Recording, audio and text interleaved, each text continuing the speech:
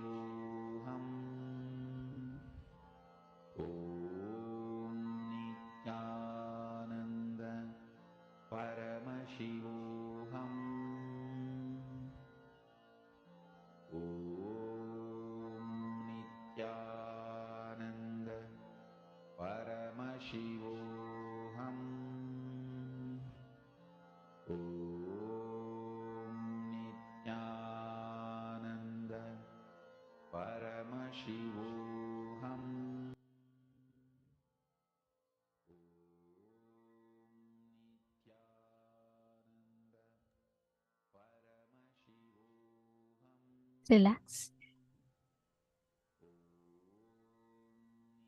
Just the ability to connect to the nature around us brings the space of oneness within us towards the nature. And this is the first step towards manifesting power with the 5 elements of existence. Now, in the same space, we're all going to be entering into the next session where we understand about who is Bhagavan Nataraja. Let us now listen to the revelations. Listen, I am in such a state now. I am going to make too many important revelations. The multi-dimensional logic of the cosmos I will reveal.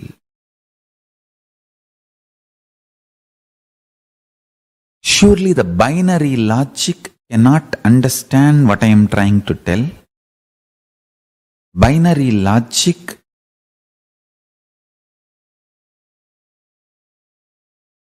will not be able to, because it is not matured enough, it has not grown up enough to catch the cosmic reality. Understand? If you can grasp a being, conscious being, creating the principles of creation, creating the principles of creation, not just creation, creating the principles of creation with one hand and sustaining the principles of creation, sustenance, rejuvenation, pulling out of delusion and liberation, and rejuvenating in one hand,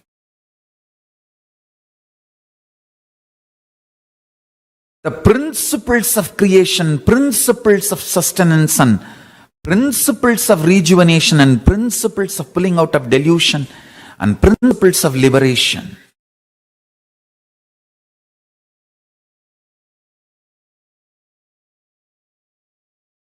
Through one hand, manifesting the principles of manifestation,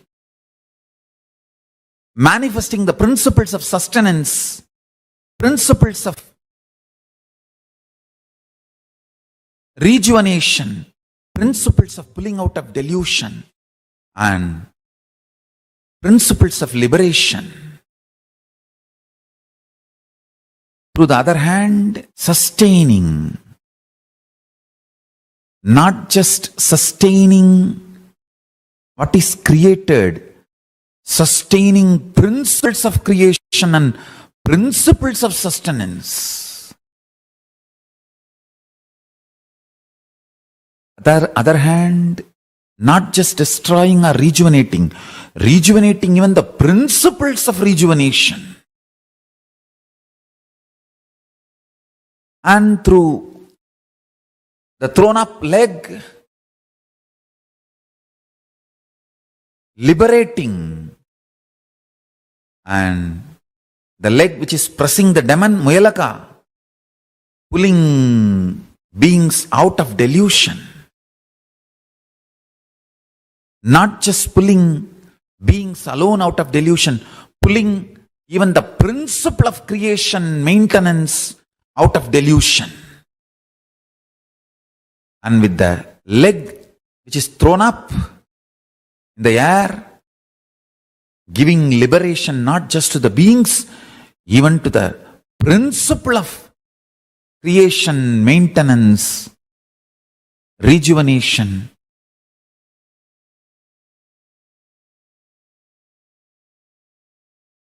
Pulling out of delusion and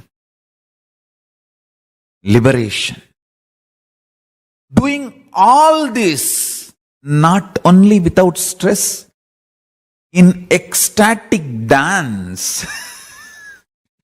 Just even if you grasp intellectually this, you will grasp Nataraja, the Ananda Dandava, cosmic dance of Nataraja. That is the meditation, ultimate meditation, connecting with Paramashiva, Nataraja.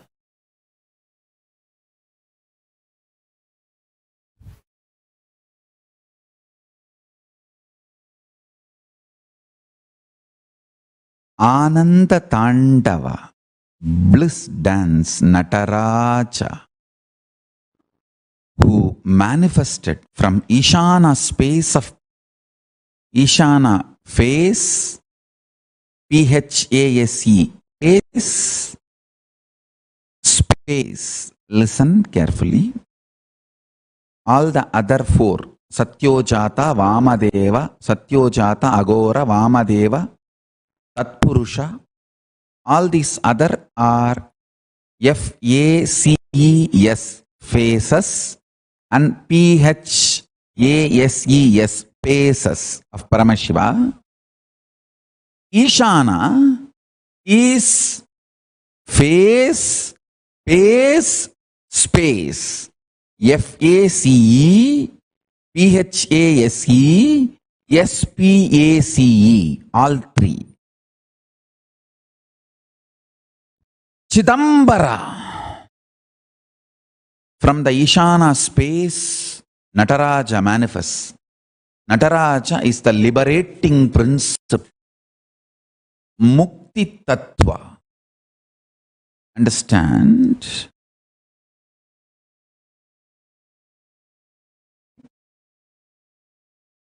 Cosmic dance.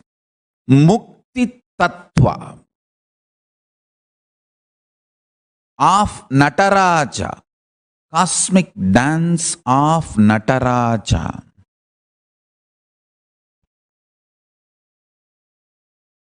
Is the ultimate liberating principle. I will map it to your prajna now and support you and make you manifest this as a reality. Listen carefully. I'll bring it down to my prajna and manifest it in all your prajna and make it into vijnana. Listen. Paramashiva, when he was dancing, suddenly one anklet falls, but he is not stopping the dance. He doesn't feel stuck. He doesn't bother about the so-called perfection. Understand? He is an absolute perfectionist, but when he is dancing, perfectionism does not stop his action. Perfectionism does not put him in inaction. If you lived around me, you will know exactly exactly the meaning of this word. I am an absolute perfectionist, but my perfectionism will never stop me starting my projects, starting my work. I will not even miss putting the jewelry on the throne, but when I started this whole Sri Kailasa project, I did not even have my own land. People who live around me, they know how perfectionist I am. But my perfectionism never stops me starting new projects or venturing into projects. He continues to dance, and Adisesha rushes and ties himself and makes himself as an anklet, and Paramashiva continues to dance. This is the key. Perfectionism, which does not make you stop or feel stuck and capped, is the liberating principlic action. Understand? You cannot see more perfect than Paramashiva's Ananda Tandava. But when his anklet falls, he doesn't wait. He continues. In your life, either you give up perfectionism or you give up beginning, initiating, continuously moving. In these two, you give up any one. That is what is delusion. Listen, feeling stuck is the only sin in the life. Cosmos does not feel stuck just because of its nature of not feeling stuck. It manifests the space of perfectionism. Understand? Listen to what I am talking intensely. Intense action. Start 10 projects. If you are stuck, feeling stuck in one project, go on be doing other 9. By the time you're pushing the other 9, this feeling stuck will dissolve. Understand, there is no such thing as stuck in reality. It is always only feeling stuck. Eschatology does not exist in Paramashivam Jnana. Everything is ontology. There is no end. Understand that. There is no end. Paramashiva Tandava of cosmos.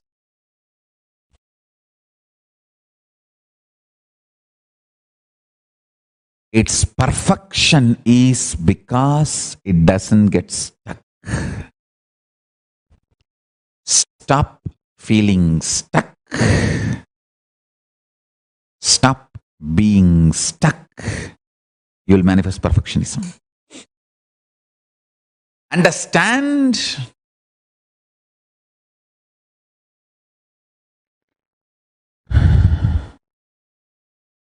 Don't give up on perfectionism, but don't stop actions.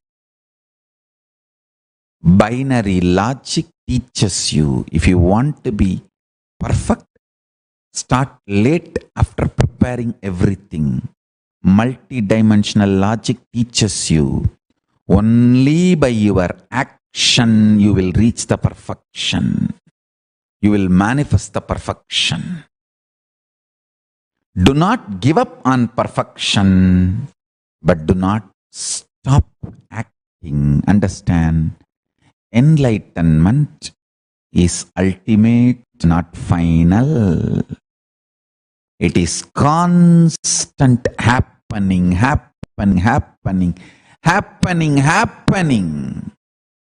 In few days you will see the whole satsang background and the way it is going to be relayed. It's all going to be next level. The whole background, LED screen or the high definition or the volume quality or the different mics, all that thing set. It's going to be next level.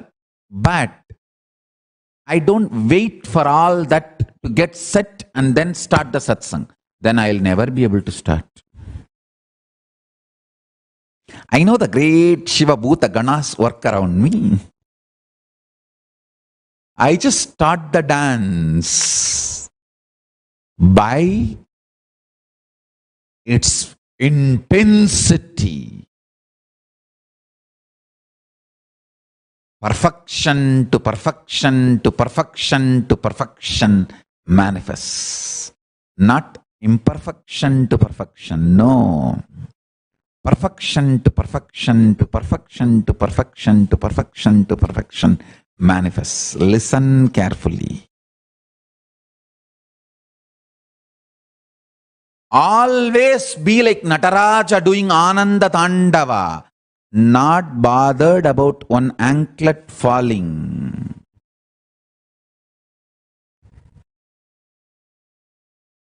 Not bothered about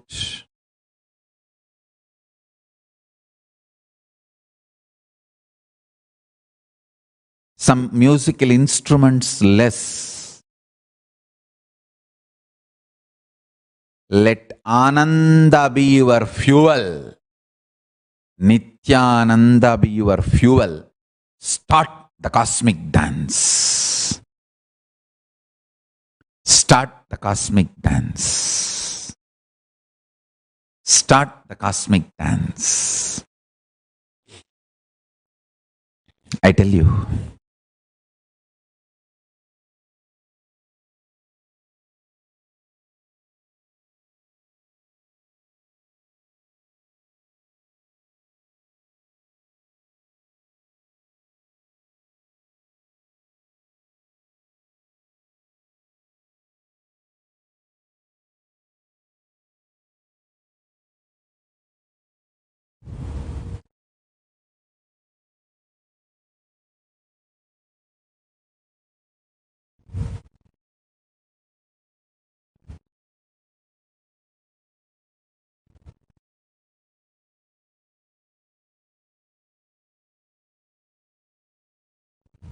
this principle which I am teaching today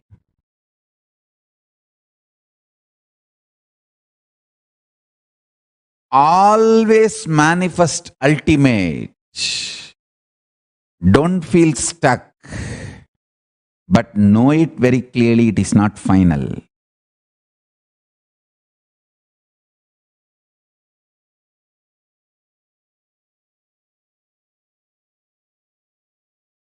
My publicly recorded biography starts maybe from 1990, because that's when the first evidences and records, earliest records of my gurus initiating me or giving me the mantras and those books, papers, notebooks, write-ups, all that we are recovering, retrieving.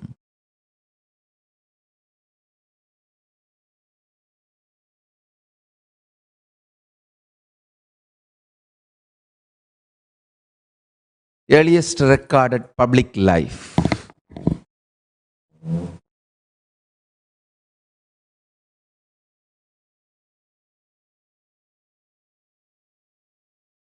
We are also getting all the more detailed evidences, documents, thanks to autobiography team.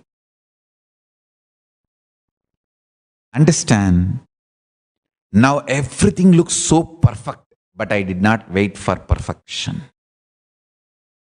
Started. Start the Ananda Tandava, bliss dance of your life. When you start dancing, perfection happens. When this earth manifested, it was not like this, a perfect globe shape. But by rotating, it got beautifully aligned and became beautiful globe. Listen.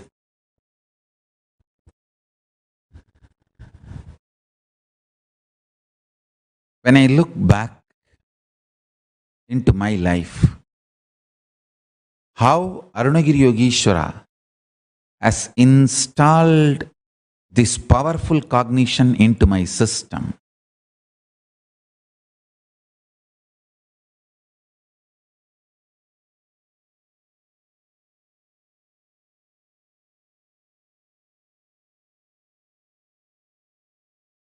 Do not stop the Ananda Tandava due to any idea of feeling stuck. Feeling stuck. If it does not stop your Ananda Tandava, it is only feeling stuck. If it stops your Ananda Tandava, you are stuck. This is the essence of today's satsang. Listen. Feeling stuck. If does not stop your Ananda Tandava, it is only feeling stuck. If it stops your Ananda Tandava, you are stuck. Don't stop Ananda Tandava, the cosmic life. Whether your actions to manifest the state of Paramashiva, space of Paramashiva, powers of Paramashiva, being of Paramashiva, superconsciousness of Paramashiva, Shri Kailas of Paramashiva. Whether your actions to manifest health, wealth, beautiful relationships, career, success, enlightenment, mental health, happiness, whatever you think as your cosmic dance. Go on, go on, go on. Continue the dance. If you are feeling stuck, intensify the dance.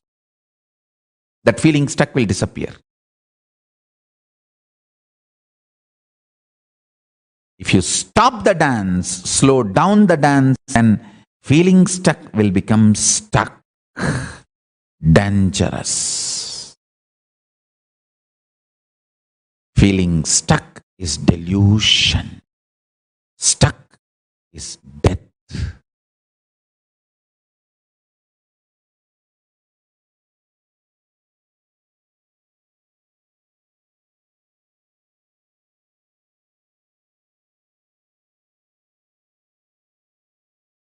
Don't stop.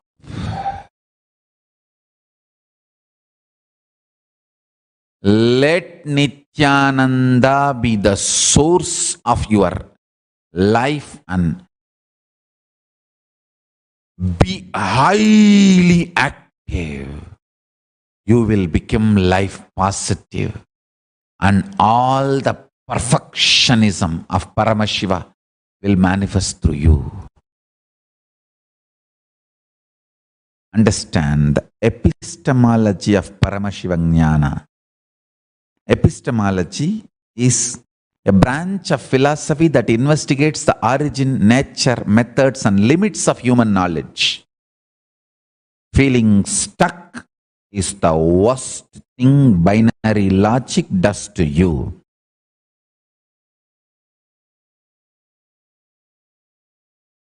Even if you feel your whole life is a chaos, don't stop the cosmic dance. Continue to dance.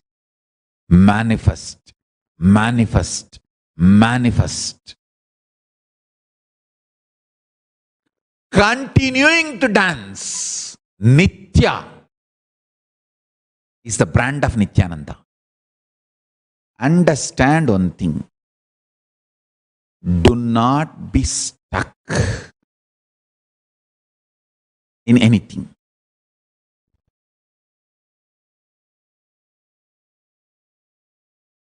Nothing is a bad decision in your life other than being stuck.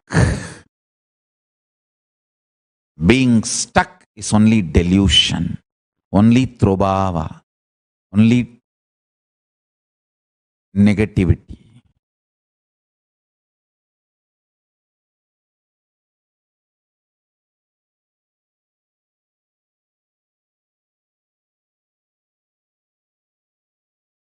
Epistemology of the human nature. Understand? The origin, nature, methods, and limits of human knowledge. I am teaching you the epistemology of Paramashivam Jnana. Essence of epistemology of Paramashivam Jnana. Be like Nataraja. Continue dancing.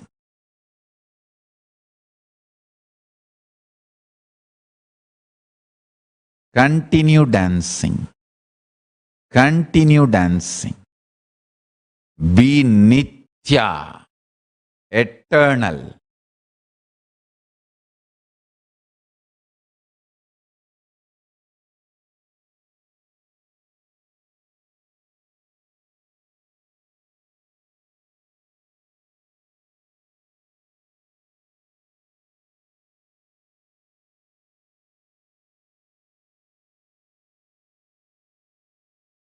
Nothing is wrong decision if your whole life is seen together other than feeling stuck or being stuck.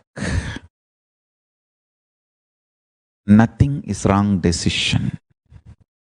As long as you are flowing, flowing, flowing, flowing, flowing.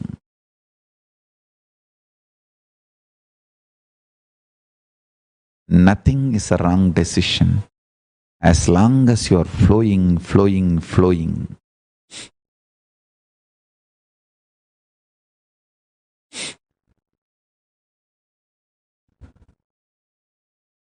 That is the beauty of life.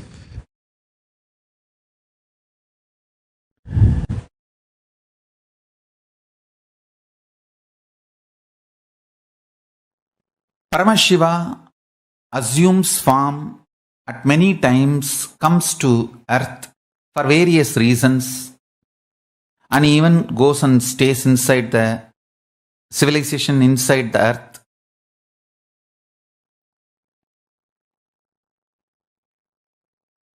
Six times, planet Earth, all life completely got extincted on the planet Earth. Planet Earth became empty.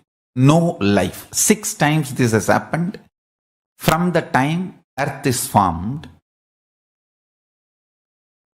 Every time Paramashiva sent life back to planet Earth, those 6 times only we worship 6 Abhishekams of Nataraja.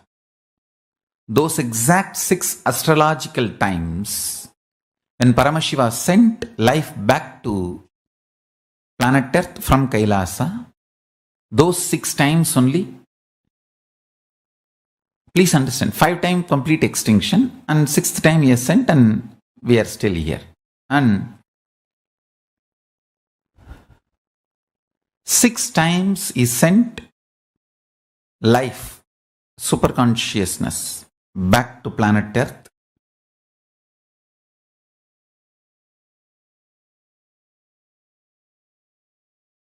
Whatever level it is, prayer is the most powerful, ultimate way of connecting with Paramashiva. Intense prayer, intense prayer, intense prayer, intense prayer connect with Paramashiva. Today, great day. Nataraja's first Abhishekam. So in all the Kailasas, Puja, Abhishekam, Arati to Nataraja is getting done. Nivedyams are offered.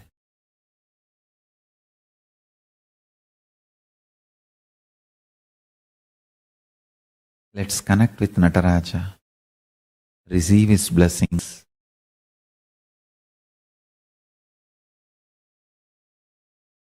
So nice to have wonderful Nataraja Abhishekam, Nataraja's Puja. Life is cosmic dance.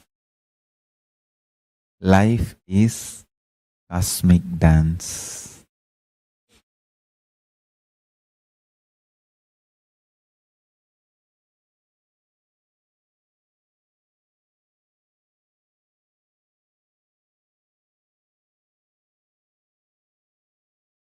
Nothing compared to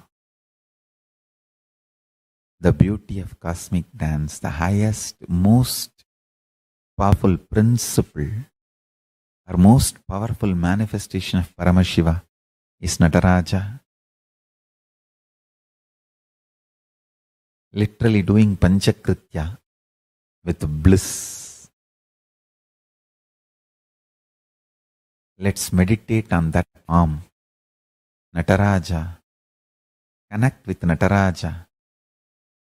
Paramashiva himself in the form of Nataraja.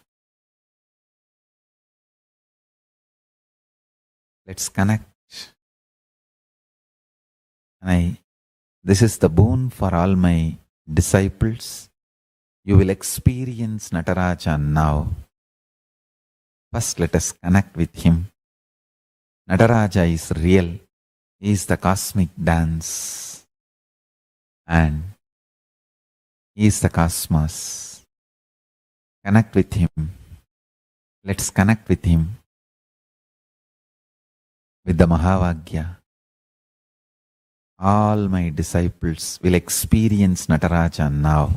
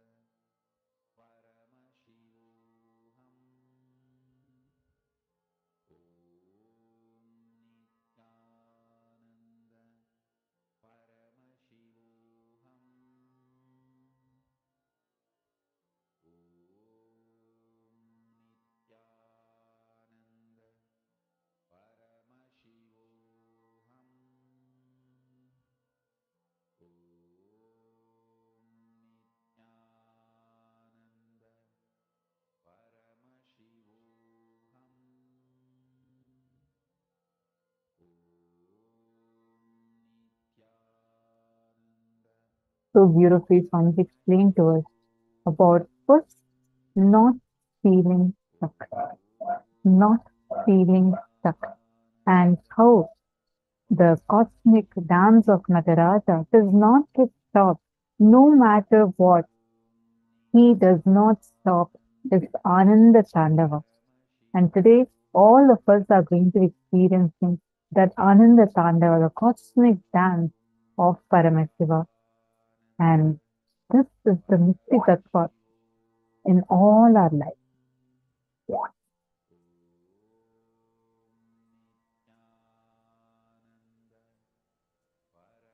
If all of you have understood what are the clicks you had, take a few minutes and post.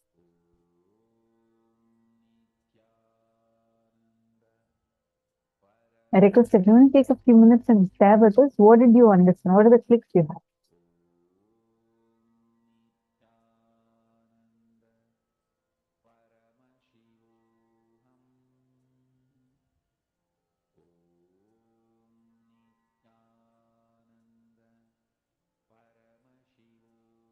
Ma Virupaksha. I see a message from you. Is it fixed, Ma? Are you able to see us clearly now? Not sure what is the exact issue. Anyone else is facing this issue?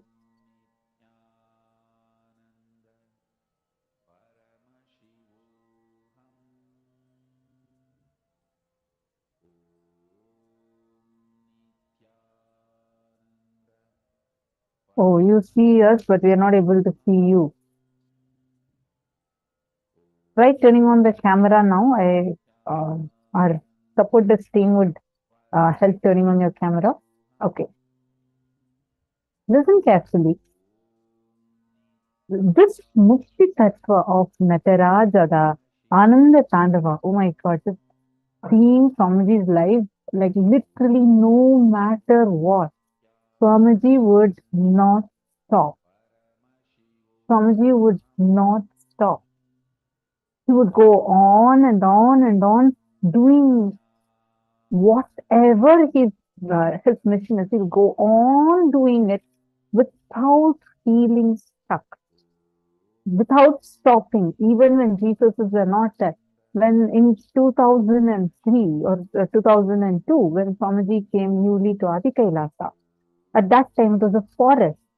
But Swamiji never said, okay, let me get my resources, only then I'm going to start my work. No.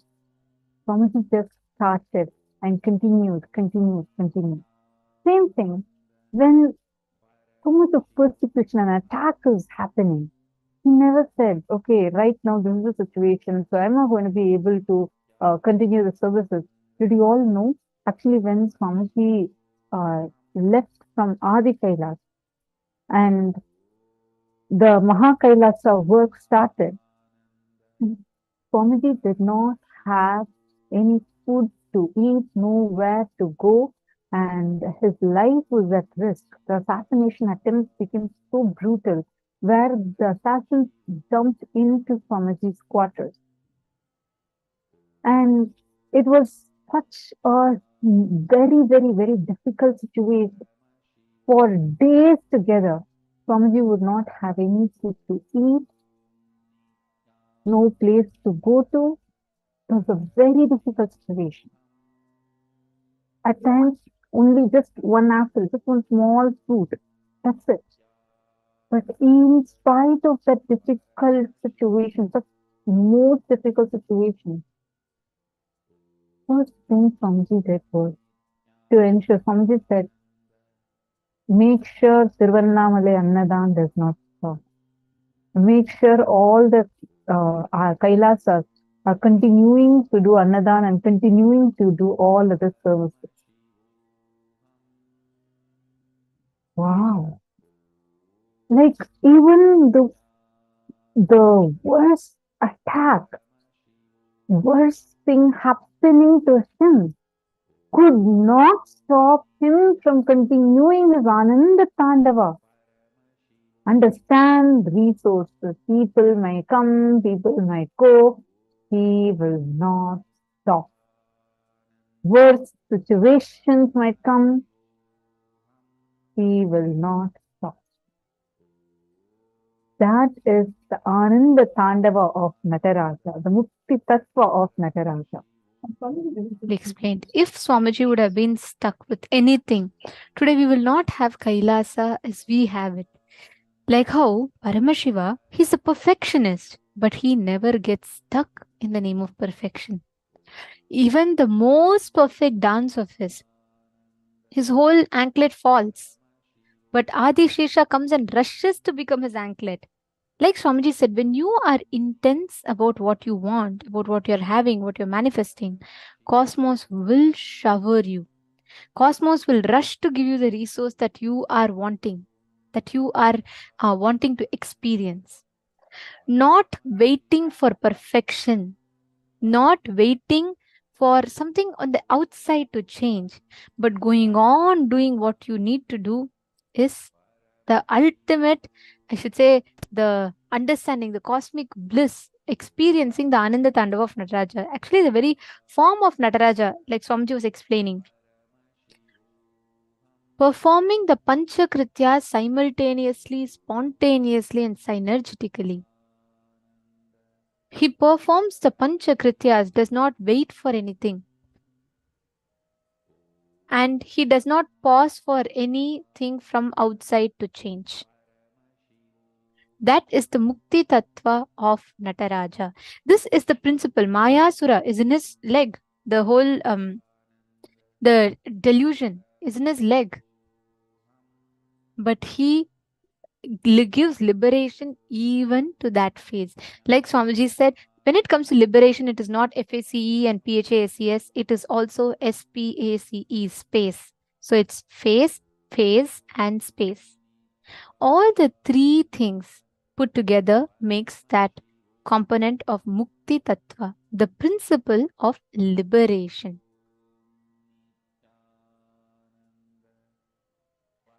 Here we all can see, this is called the Chidambaram of the West. This is the Nithyanandeshwara Hindu Temple, Seattle in USA. This was inaugurated by Swamiji on the 24th February 2008. And all of you should know, this deity is eternally radiating that Chidambara space in Seattle. This deity that you're all seeing beautifully behind Swamiji is personally hand-carved by Swamiji himself. There's actually a thumbprint of Swamiji on the neck of this deity. This is a very, very beautiful deity in Nataraja.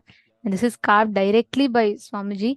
And Swamiji tells that he used to sit, actually, that if you just know how Swamiji carved it, right? Again, it just shows how Swamiji never waits or never gets stuck for anything. He goes on doing and doing.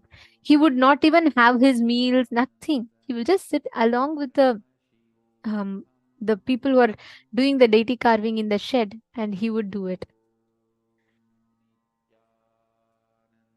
See, all the things, never waiting for perfection, not feeling stuck. Go back and visit Swamiji's life. Right from his young age, you all can see. Today, what started by Swamiji when he was just 3 years old to play with the deities, today stands as the largest deity collection and the deity making university. It stands as a sacred arts university. If Swamiji would have waited saying, first let everything come, then let me start, we will never have what we are having. His passion started just at the age of 10, 1988. These are all hand-carved deities by Swamiji himself. Today, it is these deities that is standing as the largest collection of deities. Here we can see the kavi, the wooden padukas, the vibhuti bag, everything gifted by Swamiji's gurus to Swamiji. Today, we have this standing as a huge sannyasa sampradaya. This represents the Mukti Tattva of Nataraja. Swamiji never waits on anything. He never does anything. He doesn't need to get stuck at any point. Each one of us, here we can see, this is the first photograph taken during the period of the first great pause of Swamiji's. And to this day, Swamiji, he never waits for it. He never waits for, people to understand. He never waits for people to come. First you give me the resource, then I will do Kailasa. No. He kept doing. At the age of 16, Swamiji was coronated as the successor of the Arunachala Sarvagnya Peetham. We can see from his age of 3 today till to this day, Swamiji is working. He never stops. Here we can see, this is a book written by Swamiji in his own handwriting, and one of the earliest publications of Kailasa's e-puja manual. And I should say, this is what today stands as the largest collection of Hindu manuscripts, palm leaf scriptures, and Hindu books. Today, this stands as the Nithyananda Hindu Library. You just just want to I just want to add to what we are showing. This particular book, right? Like has,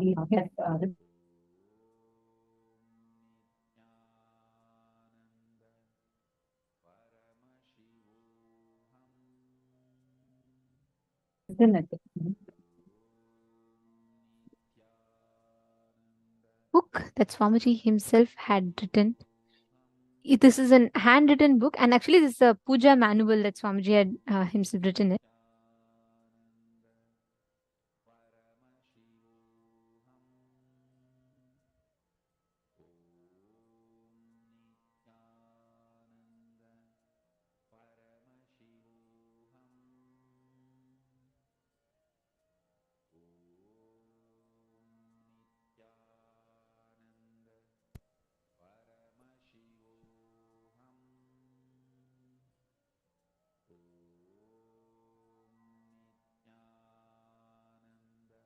Each one, here we can see all these mudras, everything that is hand drawn by Swamiji himself. It is not, see, Swamiji did not wait, oh, let me get some money to print it, let me do it properly, let me get some help, someone's help to make it. No, it started with this. And today, this is what is standing as the largest library. This is a page from the telephone book that Swamiji maintained from the year 2001 to 2002. He himself used to handwrite and carry the numbers of people. Today, this is standing as the largest, I would say, digital ecosystem with 1 billion plus views in our social media platforms. See, if we just learn from Swamiji's life, look in, which many times you just get stuck. Swamiji said, right, feeling stuck is the only sin in life. Look into your life. Identify the places where you are feeling stuck. All the places where you let life, you just say, oh, this is not there, that is not there, so I can't do this, I can't do that, and you decide to feel stuck. Look in. You either give up your perfectionism or you give up beginning, initiating, continuously moving. Both are wrong. List down 11 major areas in your life where you're feeling stuck. And actually analyze what is it that you're stuck with in those dimensions. Take a few minutes. I request every one of you to pen down.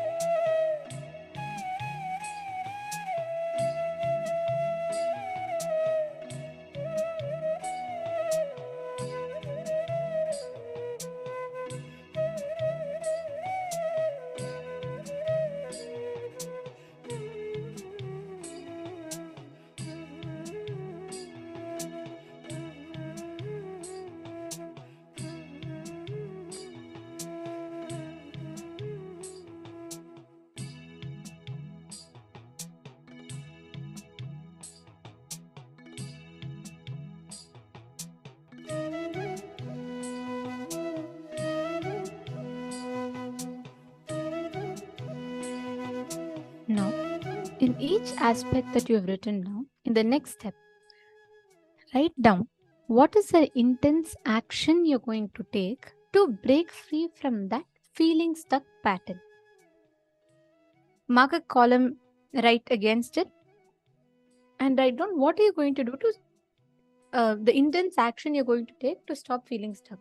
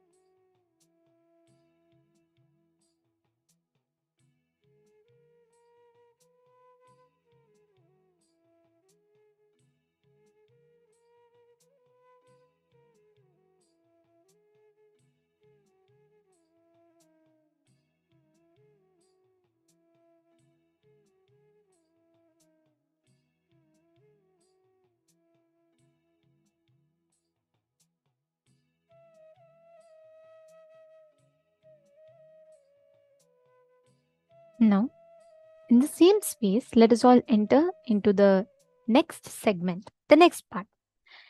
Decide to not feel stuck with anything in life. Do not give up. Do not be stuck.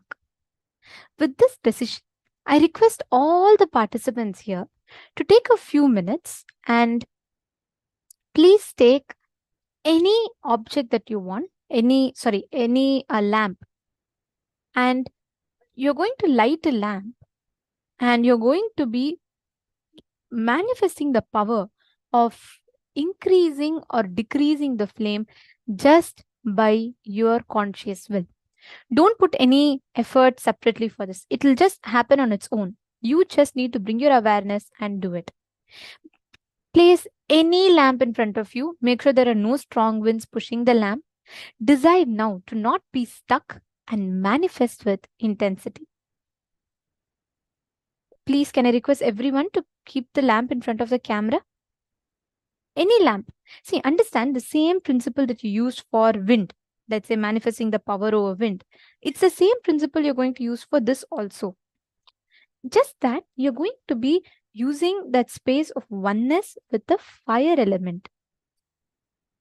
I request every one of you to bring the lamp. Please bring a lamp. Place it in front of you.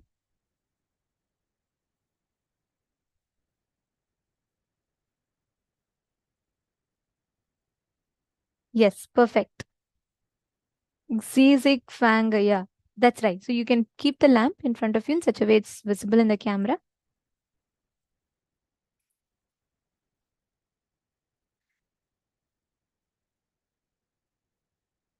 Yes, Ma Parameshwari. Just make sure, Ma, that there's no strong wind. See, there should be no external wind that will push the flame of the lamp. It should be your manifestation.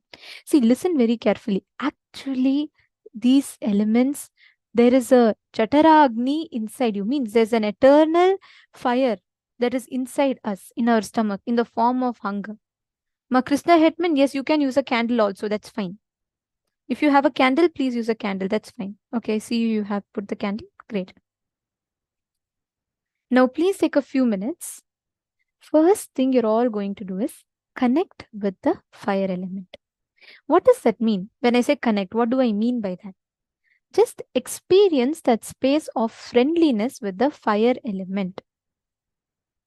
Just like how if you meet your friend after a long time, let's say, how do you talk? You experience that friendliness. There's a sense of, yes, there's so much to talk, there's so much to share, there's a lot of openness, right? Just like that, you're going to connect to the lamp and you're going to build that space of friendliness with it.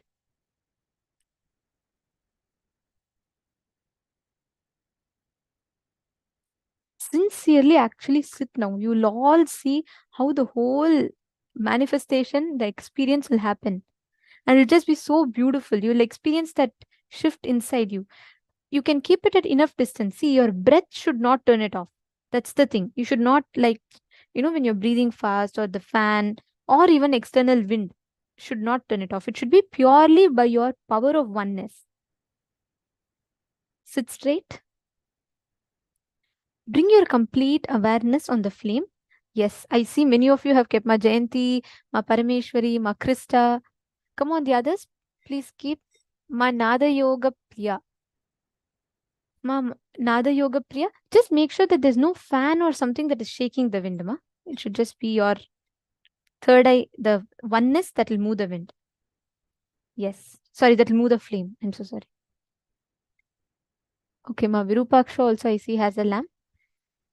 Great. Now, build that space of oneness with the flame. Connect with it. Means feel that tremendous friendliness with the flame in front of you.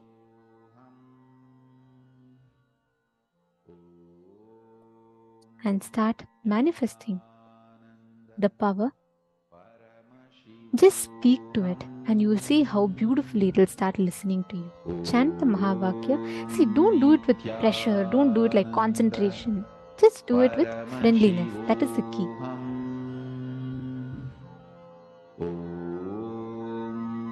Nithyananda Paramashivoham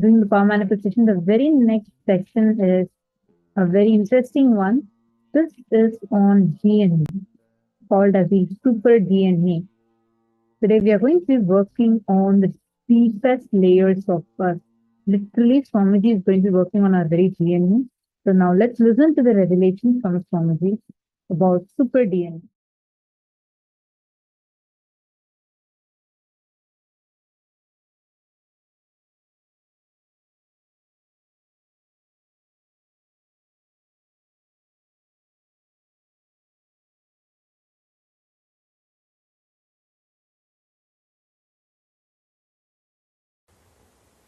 I have something about indigo children,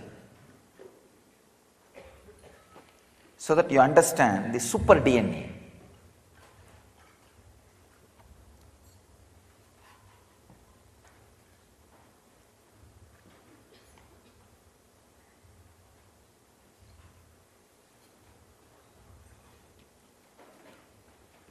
See, children born throughout the history of humanity to raise the frequency of the planet and human consciousness, having more than 2 strands of DNA, active DNA, are called indigo children, or rainbow children, crystal children. There are 3-4 names.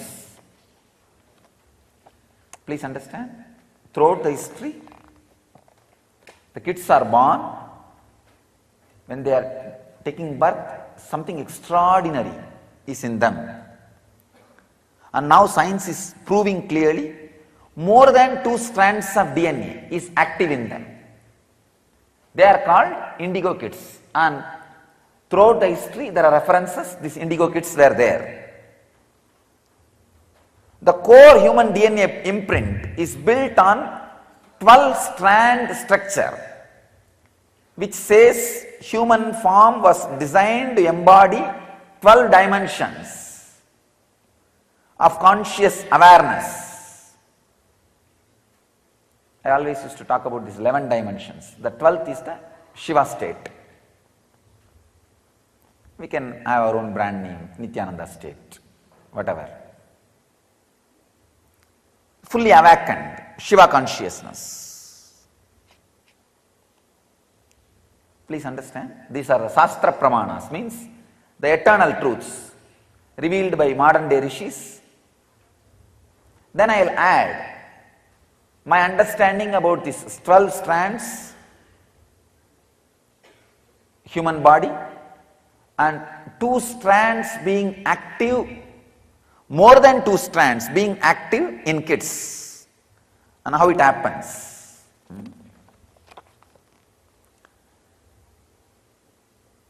It's from a scientist and researcher, Cheryl Kakshialansa. The junk DNA or a dormant DNA activation is a tremendous gift to accelerate the spiritual awakening of collective consciousness on the planet. This is a quotation, means some research from that person. A person with 2 strands of DNA with only 1 strand active is like a computer with access to only 16 MB RAM memory. Can run only few programs.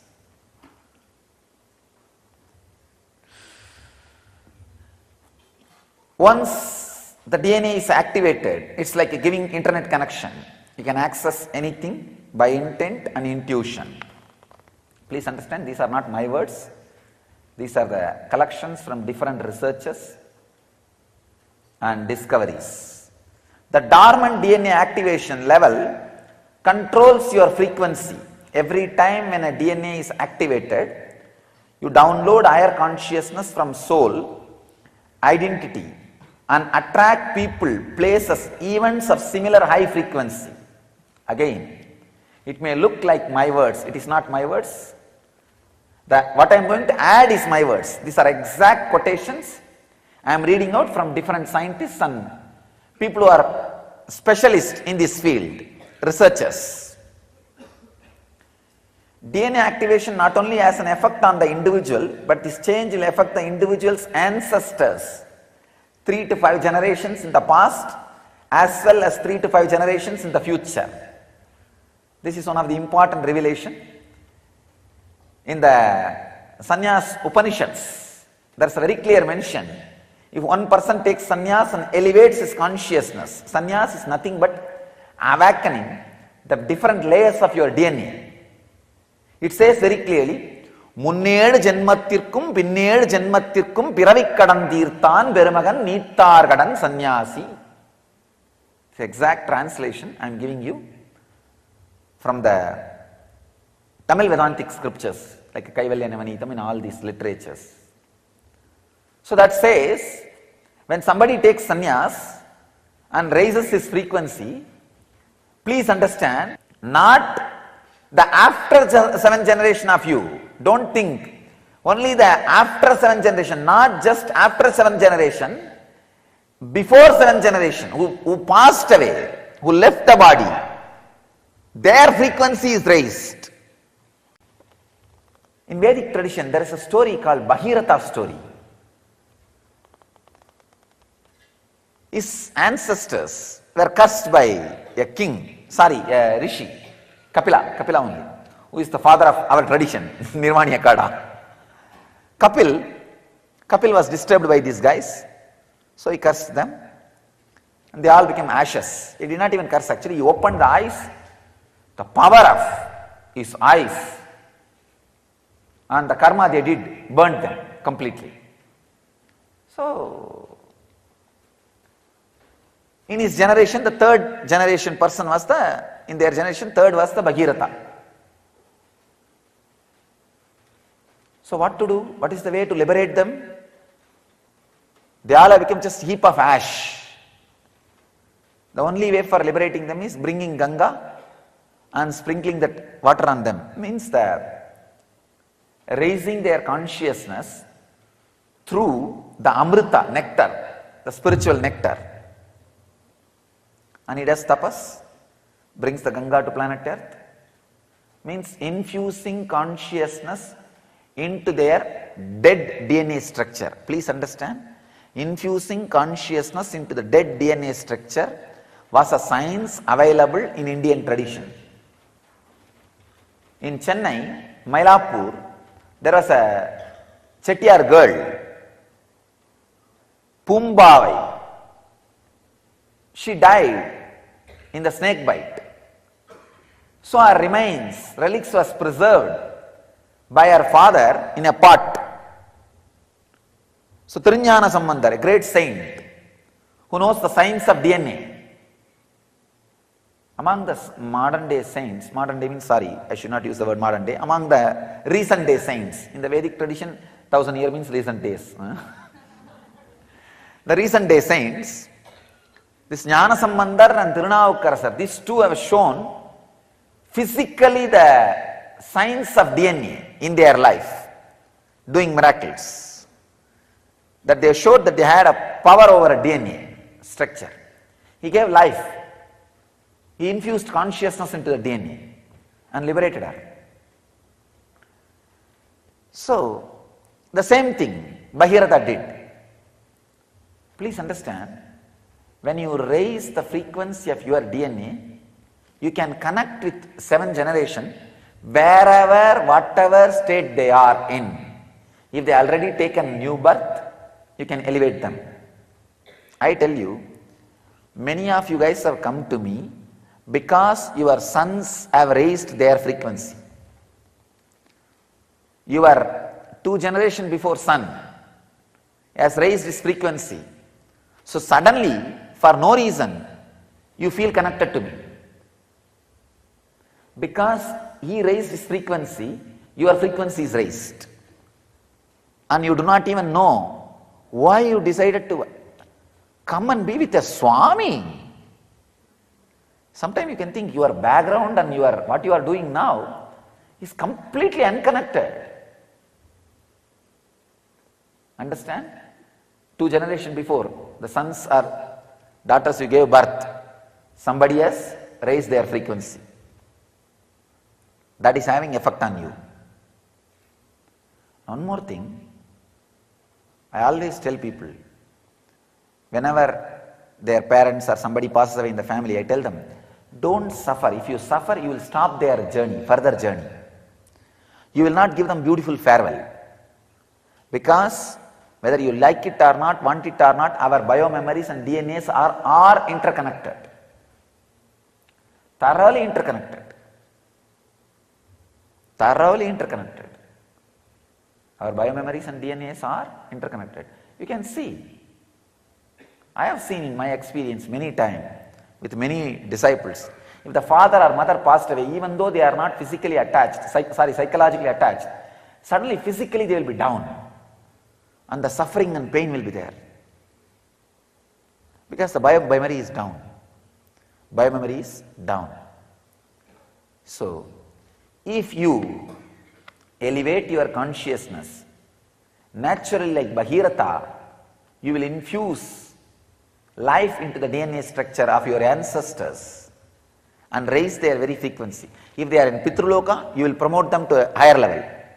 If they are in Bhuloka, you will elevate them to higher consciousness. Wherever they are, see, it's like when you beat the water, both sides, the water will splash. Same way, when you beat the consciousness and raise yourself, not just future, even the past will be raised. Because, one more thing, unfortunately you can only see future. You do not have the energy to look into the past, but I can see past, that's why I am telling you it is possible.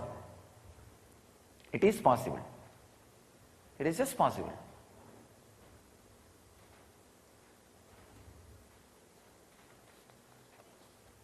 So I have some more researches, but first I will finish one by one. So I have brought some 3-4 important truths today. I will first talk one after another.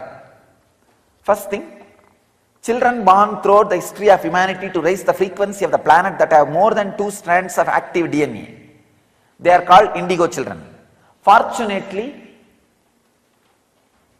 after the 60s and 70s, the 60 rebels and 70 hippies, most of them were indigo children. Please understand. The 60 rebels, 70 hippies. The 60s there is a huge rebel movement started. The 70s there is a huge hippie movement started. Many of them were indigo children. Unfortunately, the society is so cunning, so frozen, unable to accommodate them, labeled them as negative and push them aside. And they are made to negative, nothing else. And recently, after 90s, enormous amount, please understand, the guys who are working on this line, they are saying something like 40 times more kids than the 60s and 70s are taking birth whose DNA is more than 2 strands active. Please understand. Huge number of kids whose DNAs are active more than 2 strands. Means the multi-dimensional kids are taking birth. And another important thing, the core human DNA imprint is built on 12-strand structure. Means it can radiate, it can embody 12 dimensions of conscious awareness. I think I have spoken on this 11th dimension in a very detailed way. I may not spend much time on this 11th dimension. The 12th is the ultimate Shiva consciousness which can't be described. When you experience the 12th, you are an incarnation. That's all.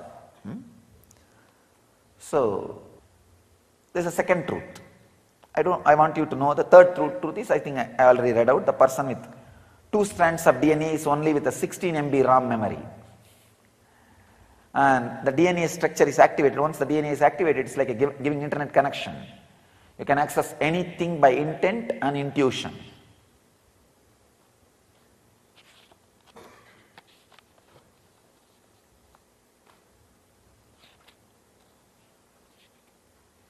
So all other things as I read out. First I wanted to explain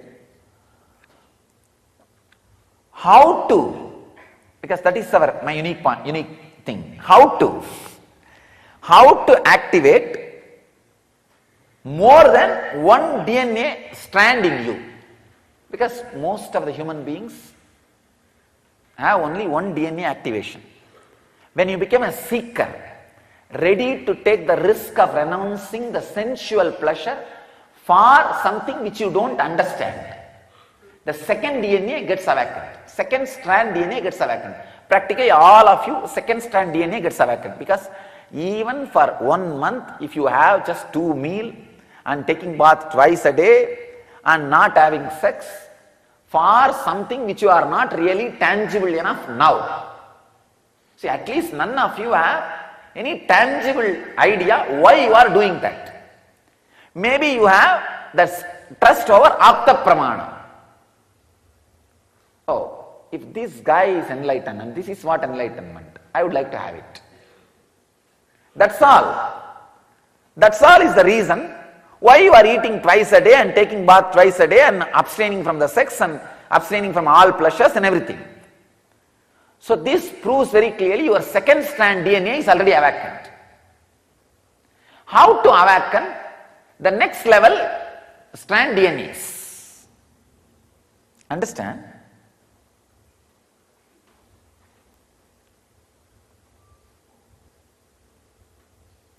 I'll give you exact that how. I don't want to use the old words. If I use the old words, you will say, oh, I know about it, it's okay. I tried it, not working out, so I will not be able to awaken the third strand of DNA. No, you can. You can. Please understand. Remember who you are really. Remember who you are really. So naturally, like a lump you will feel, one part is that identity which you are showing to the world. Then one part will say, no, this is not, because this changes. I myself can convince myself to change the identity which I am projecting to the world in half an hour and can change it into another one. Is it not? See, sometimes when you are not able to maintain that identity, or when that identity gives you suffering, in half an hour, one cycle of time, one circle of time, the 21 minutes, you sit and talk to yourself and change it. Is it not? Then how can you be that? Not. It's liquid. It's changing. How can that be the me? No. Then what is me? What is me? In few minutes, naturally, you will feel there is some point in which you are cornering you. What is me?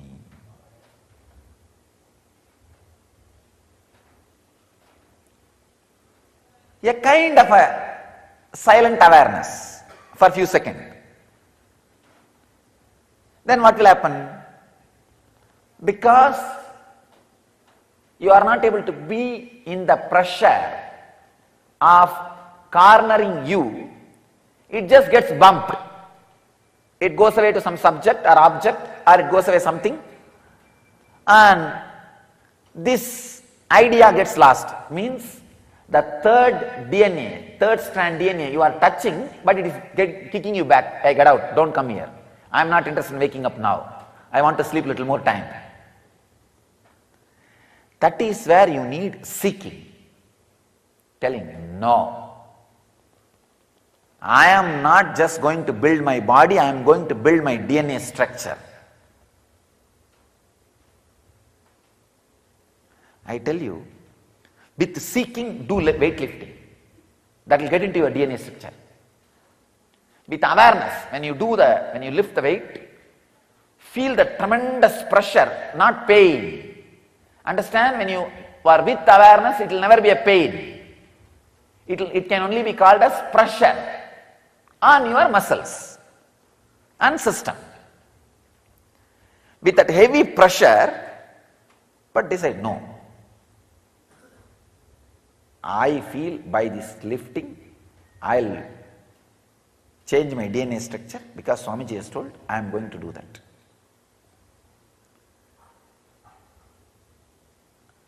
With awareness, with seeking, go on doing which your muscle does not want to do. First step, see who am I. The lump of the identity and lump of the identity which negates the identity. These two are you as on now. Please understand. If I use the example of this apple, this part which you are seeing is what you are showing to the world. This part which you are not able to see is the part which has ability to change this part. You understand? When this part has some suffering, or when this part is not trustworthy, this part takes over and changes this part. You understand? So see, which is the part which has the ability to change this part. So you will see this part, the unknown part of you, has the ability to reason with this part and alter, transform, change within 21 minutes. That is why you are able to get out of depression or get into depression. The possibility for getting in or getting out exists. Because there is some part of you which has the ability to change what you think as you. You understand? So now, if that can be changed, how can that be you? No, it cannot be. Is it not? Then dig, who is that me? Who is that me? Whenever you are thrown out, again without repenting, dig. With intense seeking. No. I am clear. I am going to awaken the extra higher strands of DNA. If you feel, no, that is not that inspiring. Who knows what is 12 strands, DNA and all that. Then at least see, here is a person whose all strands of DNA is awakened. What game he is playing, what life he is living, how he is. Then take this as an inspiration and push yourself. That's all. I tell you, intense seeking simply awakens at least 4 to 5 strands of DNA. Nothing else. Nothing else. You don't need any sadhana. Just intense craving. See, the intense craving suddenly makes this apple grow into 3-4. It's like that seed becoming a simply 4-5 apples. Like one stem cell becoming 2-3. Same way, it just becomes many. So slowly the identity which you are showing becomes a superficial small part of you. It is no more half of you, it is half of you. Not half of you, it is half of you. Understand? It is not that I do not have identity which I am showing to you all. It is not half of me, it is half of me. The identity which you are showing to the world, if it is half of you, you are man. If it is half of you, you are God. It's not that that will not be there in you, but it will be half of you. Biggest job, I can say biggest job on the world, on the planet Earth, is keeping the seeking alive in people. I tell you. God assumes human body only for this job of keeping seeking alive in human beings. Understand? It has 5 jobs. ஆக்குவாய் காப்பாய் அழிப்பாய் அருள் தருவாய் போக்குவாய் என்னை புகுவிப்பாய் நின்றொழும்பில். 5 job: creation, maintenance, destruction, putting people into maya, illusion, and liberating them. This 5 job. First 4, creating, maintaining, destroying, and putting them into illusion, he does not need to move his butt. He can just lie down, Ananda Sayana, and he can be in Yoga Nidra. It goes on. Nothing needs to be done. And he can be in Samadhi in Kailash, or he can be in Yoga Nidra in Vaikunta. No problem. It goes on. But to keep seeking alive in human beings, he has to assume human body. Understand? Then most difficult job on the planet Earth is keeping seeking alive in human beings. Understand? Keeping the seeking alive. One more thing. Whenever you feel the seeking has dried up, don't worry. The next strand of DNA is getting awakened. You are progressing. Don't think, my 3 years life is wasted, 4 years life is wasted, 5 years life is wasted. No. Next strand of DNA is getting awakened. How can something be wasted? Understand? Very beautifully Shankara says, even one sloka of Bhagavad Gita chanting, little Ganga water drinking, once casually saying Krishna Govinda cannot be wasted. Even that cannot go as waste. Then how can so many years meditating or practicing or being around the master can go waste? No. Next strand of DNA is getting awakened. That is why the dry land.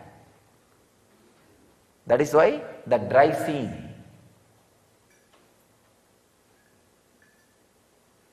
Usually after the 5-6 strands of DNA awakened, next DNA awakening will not be painful. That is what I call enlightenment.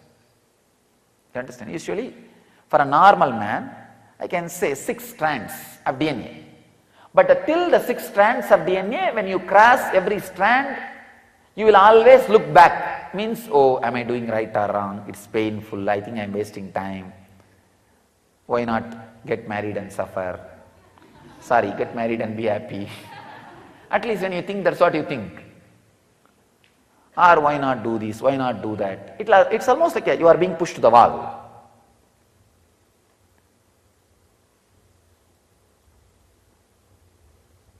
But after 6th, no. After 6th, any transition of that next strand of DNA awakening, there will not be any pain. It's just smooth thing. That's what I am saying. See, 0 to 6, 1 will be always awakened the moment you have the body.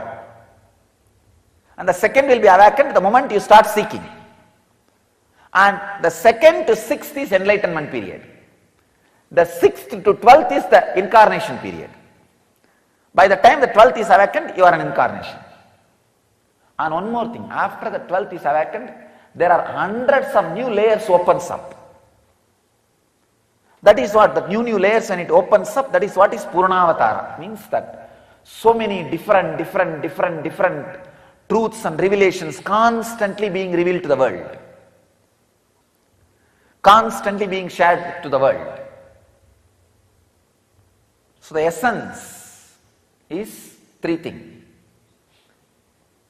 First, see who am I.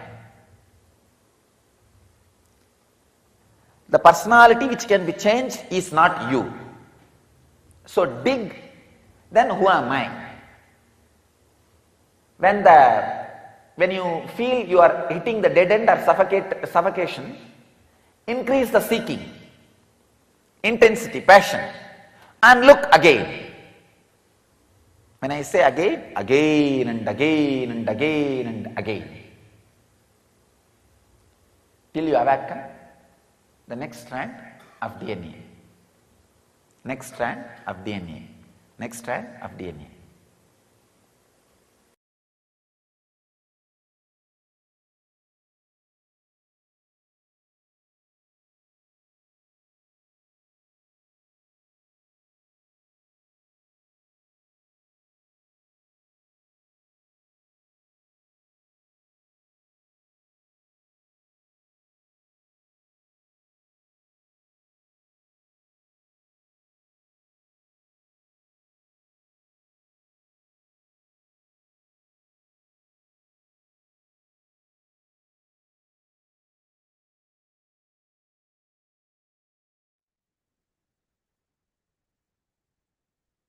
this awakening of the DNA is what is going to be happening in today's darshan. And Swamiji is going to be giving us the darshan. Swamiji is going to be awakening the deeper strands of our DNA and making all of us to experience the ultimate potential which is hidden within our DNA. So that's what we all are going to be experiencing today during the darshan. What did each of you understand? There's actually extensive research that Swamiji has done on DNA and DNA awakening, and some of the ancient techniques that have been used in the past to awaken DNA is also going to be used today, and all of us are going to get to enjoy it, experience it in today's session. I request all the participants to take a few minutes now and please share what exactly each of you have understood so far. What is the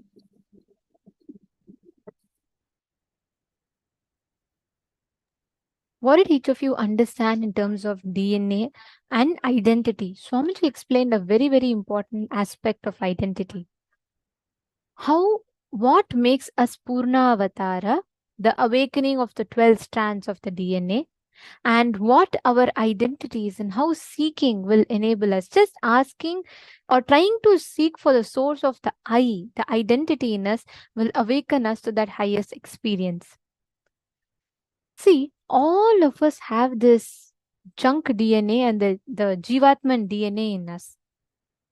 What science calls as a junk DNA, but actually what is the Jivatman DNA? Every one of you that are sitting here right now, please understand the whole experience of what you understand and experience as the Paramashiva, the ultimate manifesting inside of you. That experience is Paramashiva awakening himself in our DNA, the cosmic DNA awakening in our individual DNA. Actually, today all of you are going to be having this process called the Chit Chata Granthi process. So this Chit Chata Granthi process is where Swamiji is going to be working on awakening our DNA for our DNA to be able to experience the cosmic DNA manifesting. So please understand, the moment you connect, the moment you experience that awakening of DNA in your inner space, you will manifest that experience. You will manifest that power of being able to connect, being able to manifest that space of awakened existence with tremendous awareness in your inner space. Now, to all the participants sitting here right now, I request all of you to take a few minutes and post your understanding. What did you understand as the super DNA that Swamiji explained?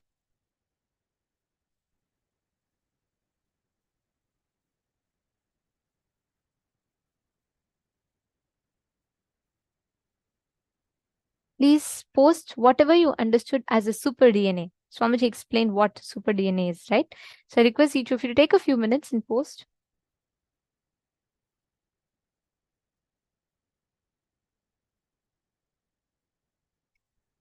Now, the awakening, any being who has had this strands of DNA awakened in him or her, they become a conscious being.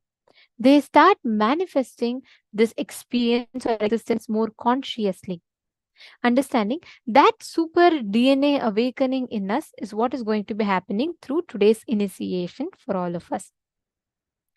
Now, I request all the participants, every one of you here, see, for a normal man, 6 strands of DNA gets awakened. But till the 6 strands of DNA get awakened, when you cross every strand, you'll always look back and see, oh, am I doing it right or wrong? Am I doing this proper, that proper? But after the 6th transition, the 6th DNA is awakened in you, you will experience the whole thing like a just a smooth flow. Swamiji himself gave a technique to get started with, right? Just to contemplate on who am I. Take a few minutes and walk yourself through that thinking. Whenever you feel like you're not getting anywhere, intensify the seeking more. Let's say take 5 minutes, okay? Sit now, contemplate within you what is the identity you carry. Swamiji gave that example with the apple. What is the exact identity that you carry, not what you're showing to others outside? What is the exact identity inside your inner space? What do you carry?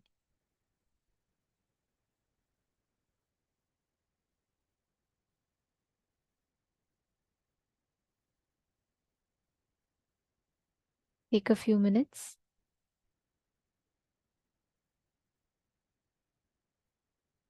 Just think through, just walk through yourself.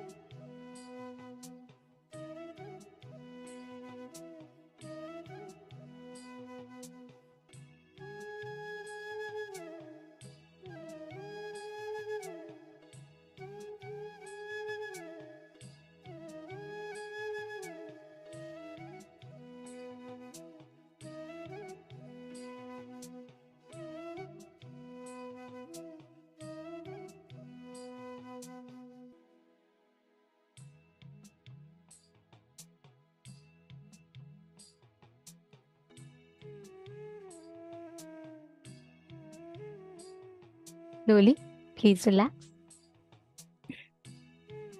This one understanding, this one decision inside you is enough.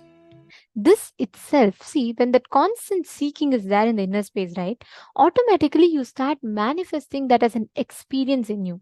Means you will not cognize this as something separate. You will not cognize your existence, understanding about DNA, all of them as something separate. They're all very, very tightly interwoven. They're very tightly knit. So every time you seek, you try to identify the source inside of you. You are working towards you awakening yourself.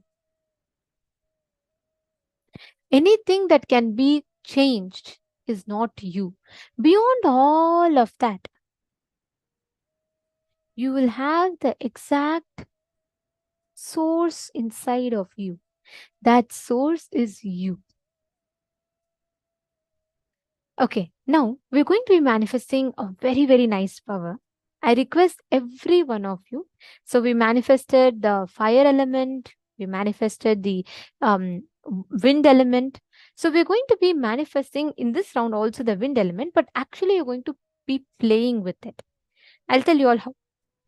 In this round, I request every one of you to keep some object in front of you, and you're going to be connecting to the wind energy. See, just feel it. You can move your hands and just feel the wind in front of you and start building that connection with the wind energy. You're going to be now making a feather float in the air without actually giving external wind. You're actually going to be making a feather lift and float in the air. Even start with something very simple. Make the curtains move. Make some feather float. Increase the wind in your place. Understand the moment you cognize yourself as something beyond the fixed identity that you think. The outer identities, the external identities. The moment you cognize yourself beyond this, you awaken your ability to connect to the nature. Okay, tell me one thing. If you are just a human being who cannot manifest any powers, if you are just a human being who does not have any big possibilities in life, then what is the difference? What do you think makes animals and humans different, special? What makes humans special? Only the human beings who have only the beings which have the vertical spine has the ability to travel to the parallel universes, because we have a unique fuel called ojas.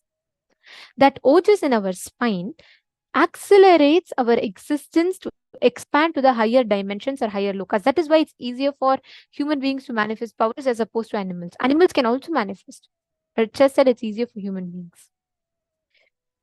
Sit now. Decide to experience that space. You cannot have power over the wind. Listen, you cannot say, hey, come on, the wind has to move now. No. Then wind will say, oh, if you're going to do this, I also know how to do it. Understand Vayu Deva, the god of wind energy. Just connect to him like a friend. If, let's say, Shane Denizai or Lucas, one of you are connecting to your friends, how would you connect to them? Will you tell them? Will you try begging them? No. You will neither order them nor beg them. You'll know you have that rights. You know you have that friendliness where you can say, hey, can you just go and do this for me? And that person also can ask you, hey, can you also just do this for me? That space is friendliness. Can I request every one of you to post what you're understanding? How many of you are understanding? I'd like to request each of you to post the difference that you're understanding.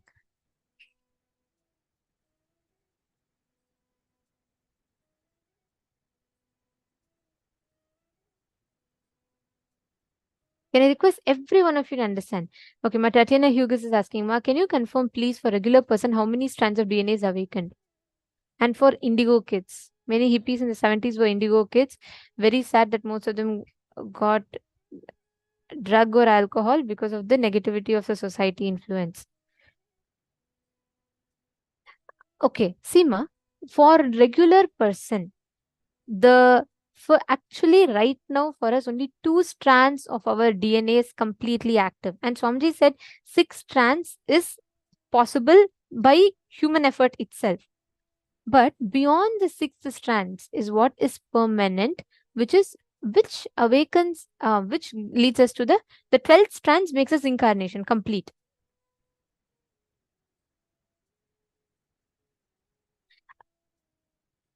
Okay, can I request every one of you to post?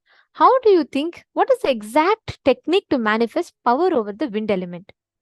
The oneness with the wind element. Can I request every one of you to post? What is the exact powerful cognition you're going to apply to experience the wind to listen to you?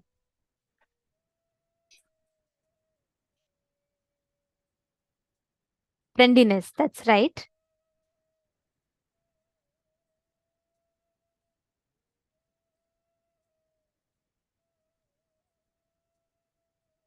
Yes, thank you all for all those who are posting friendliness, correct? And it is intense friendliness and oneness that will make you. It is not power over the wind, it is oneness with the wind. Play with it like a friend. That is the key. See, we've all become so insensitive. Tell me, how many of you, when was the last time you really looked at water, fire, or Mother Earth and you felt it's an extension of you, like a friend? Unfortunately, the society which is fast paced, we're all living so busy, we don't really take out that time and cognizance. We have become insensitive to a certain extent. That is why today so much of exploitation happens, so much of pollution is happening. All of this is happening for that reason. Just connect with Devi, Prakriti, nature. When you just start connecting, somebody will say, just walking barefoot, just experiencing the wind, you will see that continuously nature is talking to you. It is just that we have disconnected ourselves from it. Go back to your source and just connect with it. Now you will see how the wind element will simply listen to you. Do anything, just play with it. The key here is for you to connect, and you can lift a feather, make it float. Consciously in your inner space, bring that space of oneness. You will see immediately it will just listen to you, and you will see it in front of you. It'll just it'll just listen to what you're saying. So please start. Sit straight. Shanta Mahavakya. Nithyananda Paramashivoham. Om Nithyananda Paramashivoham. Om Nithyananda Paramashivoham.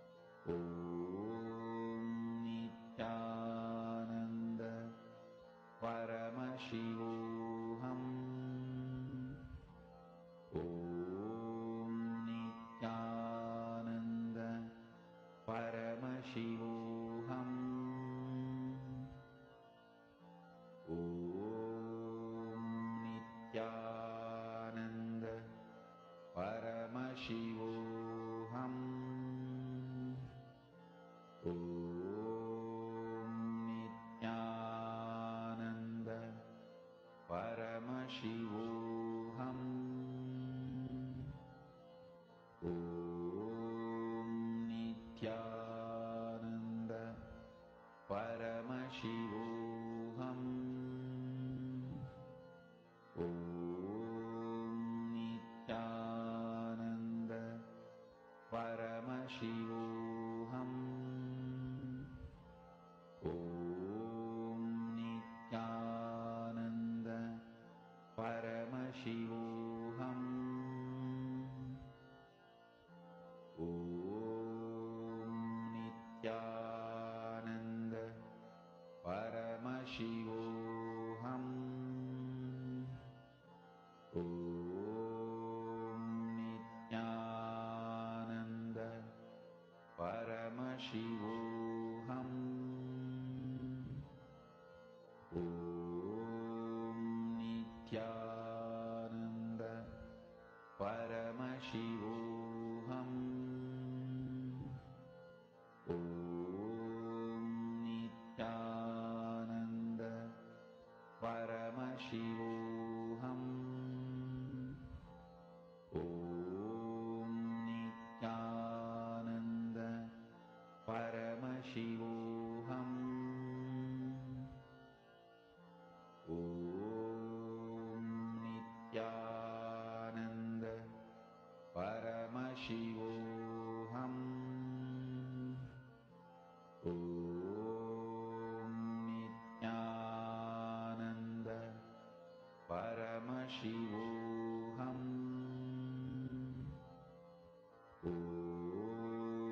Nithyananda Paramashivoham.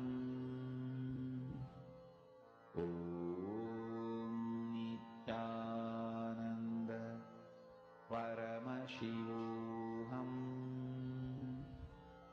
Om Nithyananda Paramashivoham. Om Nithyananda Paramashivoham. Om Nithyananda Paramashivoham. Mahavakya, spiritual lullaby for samadhi, and Suprabhatam, wake up call, wake up song for Paramashiva. This Mahavakya is spiritual lullaby for you to fall into samadhi. Suprabhatam, wake up song for Paramashiva to wake up in you. Just remember this one powerful cognition. This Mahavakya puts me in samadhi. This is spiritual lullaby for samadhi. And Suprabhatam, wake up song for Paramashiva in me. For Paramashiva to manifest. With this one spiritual powerful cognition, chant this Mahavakya.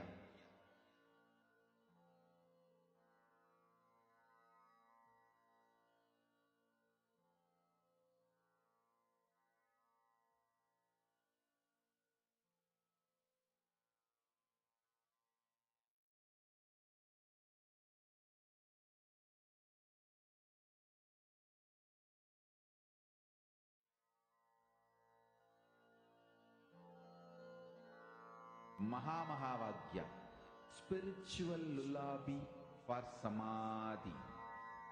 And Suprabhatam, wake up call, wake up song for Paramashiva. For Paramashiva to manifest.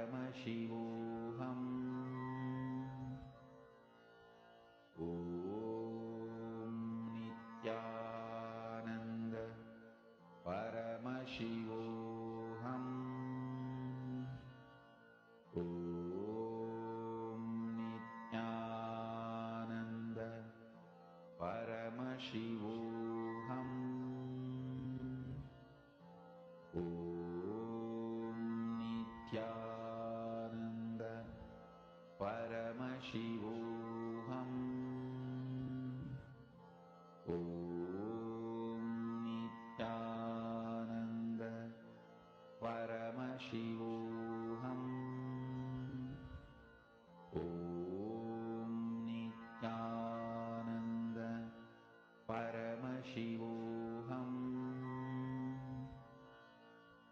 Om Nithyananda Paramashivoham. Om Nithyananda Paramashivoham. Om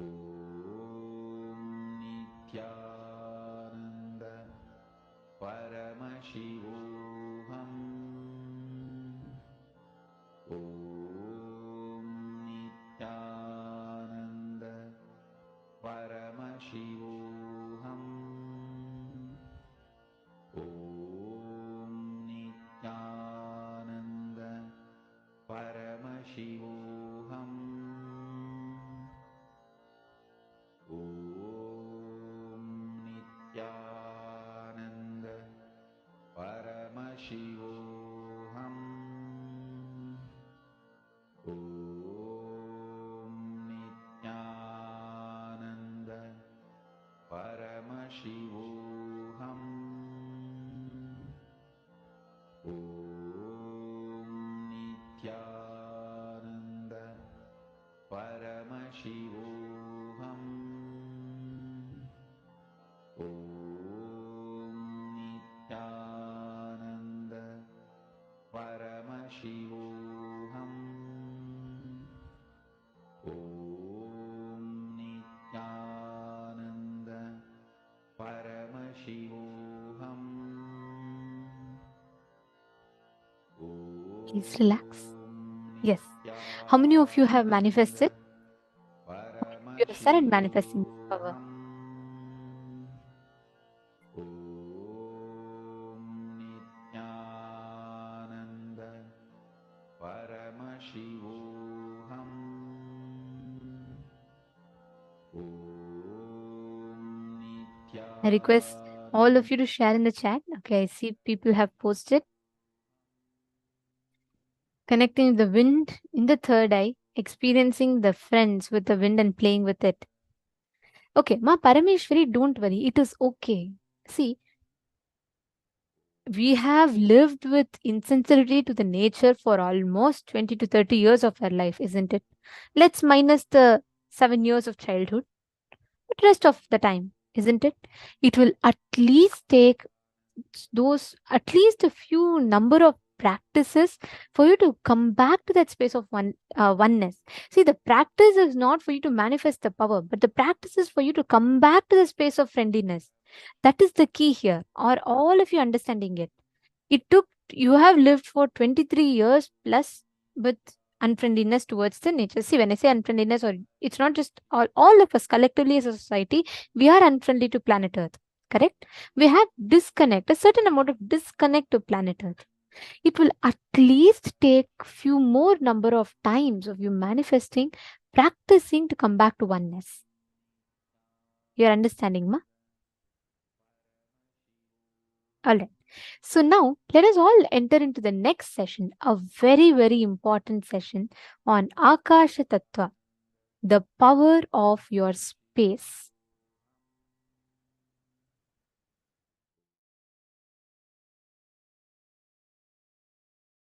Space, kasha. Let me use exactly the word Mahadeva uses. Akasha is modern Sanskrit word. In original Agama, the word kasha only is there. There is a possibility in that palm leaf. Sometimes this corner of the palm leaf gets broken. So, anyhow, whatever available, even the palm leaf breaking is his action only. So what he left it for us to understand, from that the word kasha only is there. So let's use that, that's all. Space, simple understanding, where length, breadth, depth, time, all these are dancing, vibrating,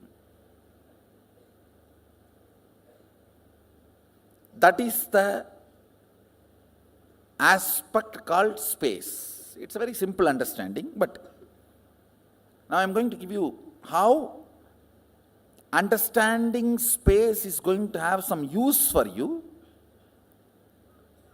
See, ultimately our goal is to rest in the highest existence and highest consciousness, what we call as Mahasadashiva. See these simple words: feeling suffocated, irritated, I'm not okay with all these simple words. Only by uttering them again and again, you create that feeling. How many of you understand this? Usage of those words avoided, that experience is also avoided. How many of you understand that? So, can you take 2-3 minutes and pen down, listen carefully. Usage of words in your space, becoming experience, few incident. When you started using these words, cherishing these words, and manifesting those experiences in your space. Just for you to understand, listen, please listen. If two objects are stuck, sound is generated. If a thought is stuck on the space, reality is generated. That's all. Thought, idea, depression, irritation, simple words. How you teach to these teenager kids, how they pick up between when you guys are fighting, I cannot tolerate this, I can't digest this, hell with it, better to die than living like this. All these words, they pick up while both of you fight. And when they use that word on their space, they generate that as an experience. You yourself have done this crime against you. First time when you did this crime, try to remember and pen down. See, where you could have avoided the word and avoided the experience, that is called freedom. You chose the word and chose the experience. After that, even if you don't choose the word, experience does not leave you, that's called marriage. Bondage. Understand? See, first few times when you use the word, I am irritated, I am agitated, I can't tolerate this, I can't put up with this, better to die than living like this life, hell with you, all these phrases, there is a dance. All these Jerry Springer shows phrases. All these words, listen, when you are using first time and manifesting them as reality, you had a choice not to use them and manifest those experiences and reality. How many of you understand that? So, but after continuous usage, and those experiences produced, when that become your normalcy, that is what, I can't understand this word normalcy. What is common? What is normal? Most abnormal thing is normal. Most stupid things are common. Now, sometimes people question me, why our kids are taught so much of importance for the language is given. Our balasans are not supposed to even utter the word no, not, all that. Avoid knowing. So much importance is given for their language, because when the language is stuck in the inner space, the reality is generated. Understand the Damaru of Mahadeva, dancing in the space of Chidambara, generates the cosmos. So the language we use inside is the Damaru of Mahadeva.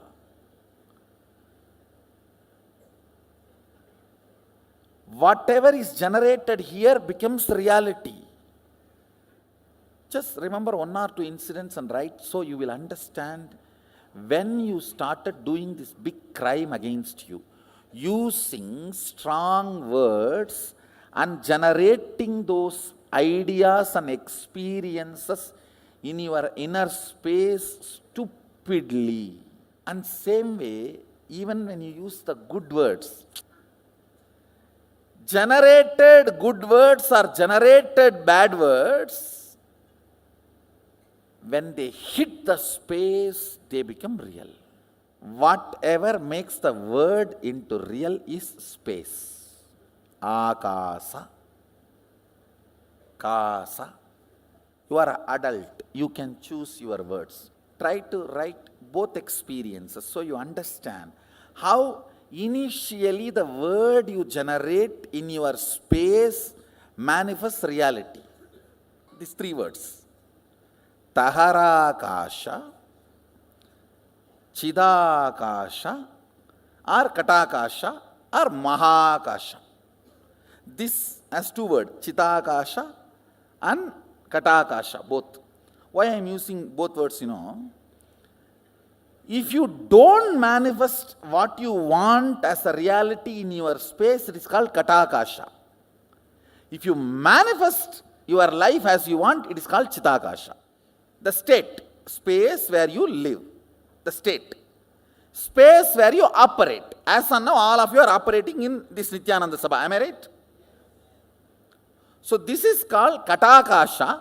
If you don't manifest what you want as reality.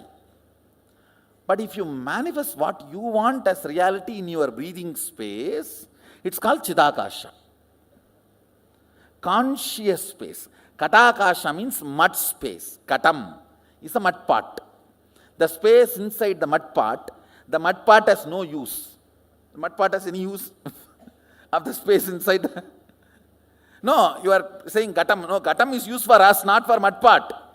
For mud pot, it is a beating. No, he is trying to show, no, there is a use, Gatam. Gatam music is used for whom? For us who generates, not for the Gatam.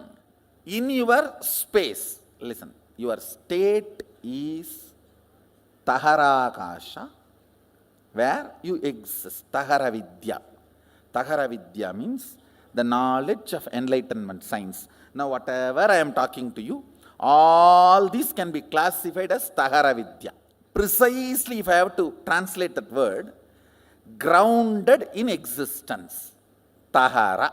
Grounding you in your soul, Atman, enlightenment, is called Taharavidya. Where you are grounded is called Taharakasha, the space of your life, alive. Your state. The words you generate there and hit you decides the state you are in. Feeling experienced, expanded, joyful, or suffocation, all is within this. How many of you are understanding?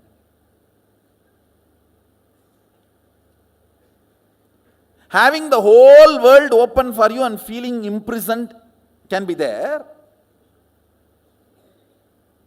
Sitting on one small cave, feeling enlightened can be there. Because it is on Tahara.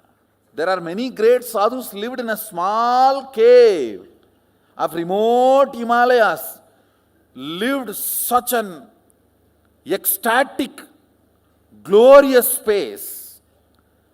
And there are many people who are flying whole day and night in the space, but feeling imprisoned inside. How many of you are understanding what I am saying? The words you utter, that creates the space you operate.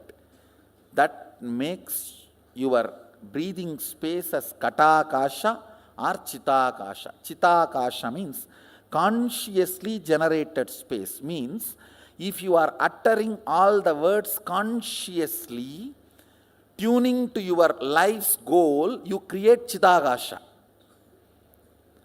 If you are uttering why without knowing why you are uttering, or because of compulsions, and manifest default reality by fault,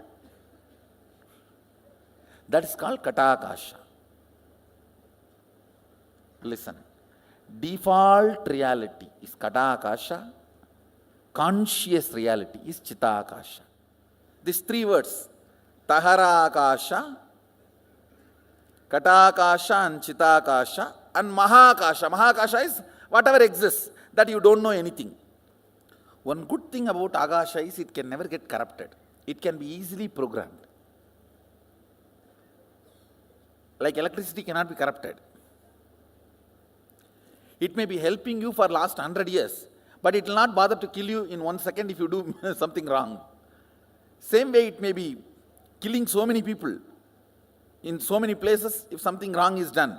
It will not bother to help you if you do it proper circuit. No qualities acquired, no favoritism, and no corruption. That's the quality of space. No favoritism, no quality acquired. It is all about what you want to do from now. That decides the whole programming of the space. That's all. See, only when you are initiated, you use your will. With that will, you manifest something consciously in your space. Only then soul enters into your system. Till then, soul means the jiva is not operative in your system. Your body is alive and functioning because of the Vatavarana, not because of the individual soul. He calls it Pratyagatma Chaitanya Jakratam. I will be using this word many times in the satsang also. Individual conscious will awakening and declaring its existence. If you know, yes, I exist, and I have this as a problem, this as an inspiration. Even if you have a problem, it's okay. But your individual will should perceive the problem, only then it will start cracking the code. Understand, the Katakashic existence is called accidental existence. You need to use your will persistence ferociously. You need to break the laws of Katakasha, that is called tapas. Breaking the chains of your Vatavarana by will persistence is called tapas. More tapas, more alive you will feel. That is why in Hindu tradition, if somebody wants to become a king, he will not enter into politics. He will retire to forest and start meditating for 12 years. When he becomes alive and walks into the city, the elephant comes and puts the garland and carries him and puts him on the throne of the king. Whether conquering infrastructure or internal structure, breaking Katakasha by your will is the only thing any human being need to do in the life.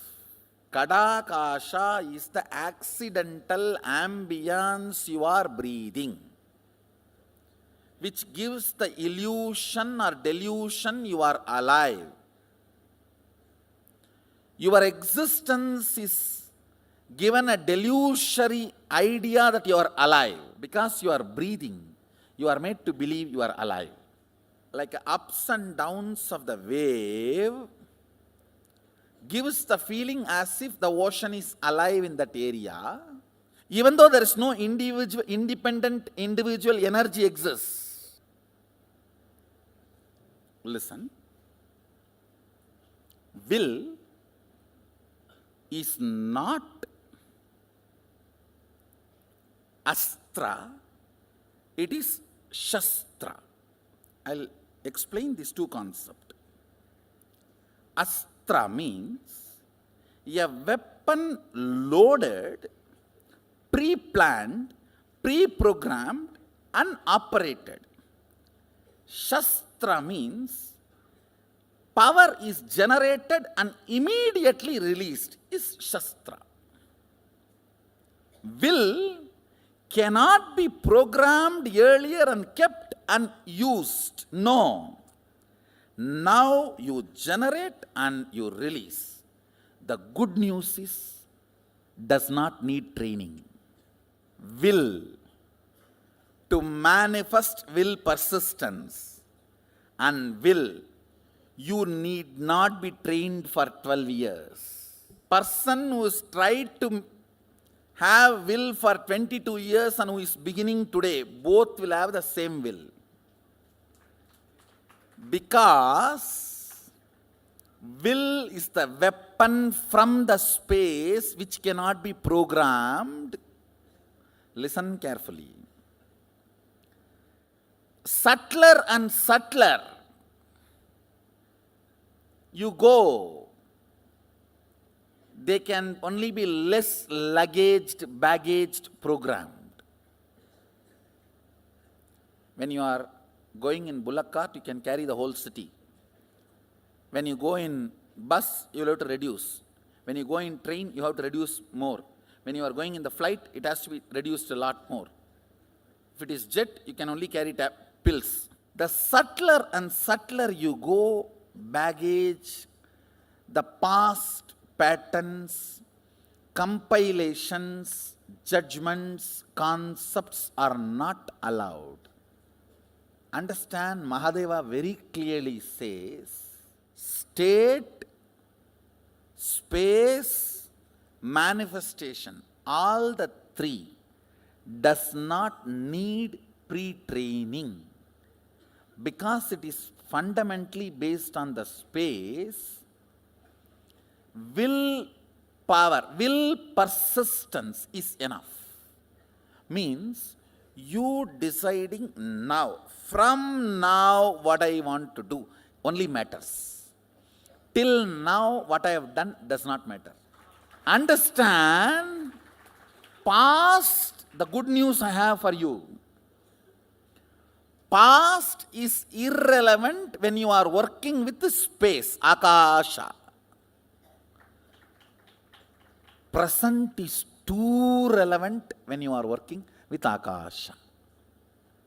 Clear?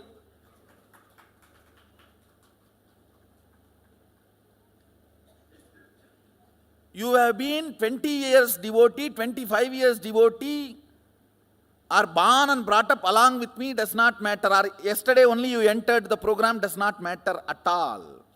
From this moment, what do you want to do matters. Taharakasha means your soul is infused into you in the form of Shaktipada as a will. Will means experience, I exist larger than what I was feeling as me till before the initiation. How many of you are catching what I am saying? How many of you feel, listen carefully, after the initiation and power manifestation, even the way you feel you is much larger.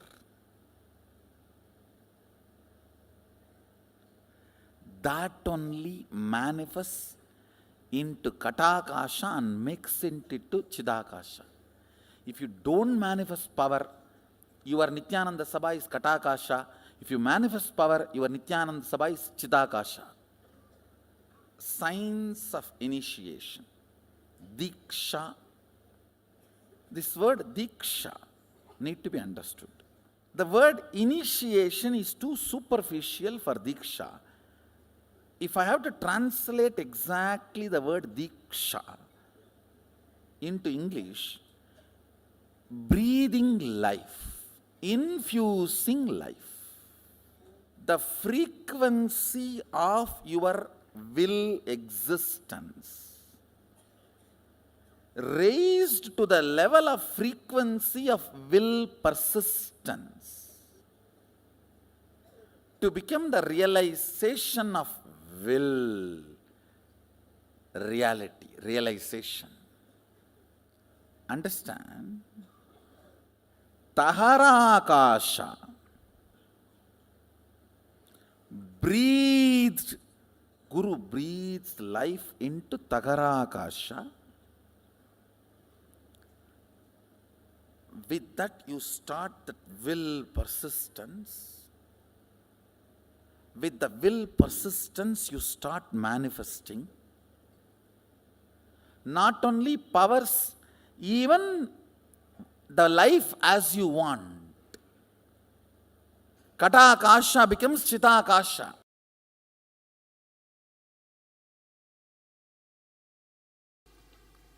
Listen. Gap between one thought and the other thought is space. Here. Gap between one Big Bang, another black hole is space here.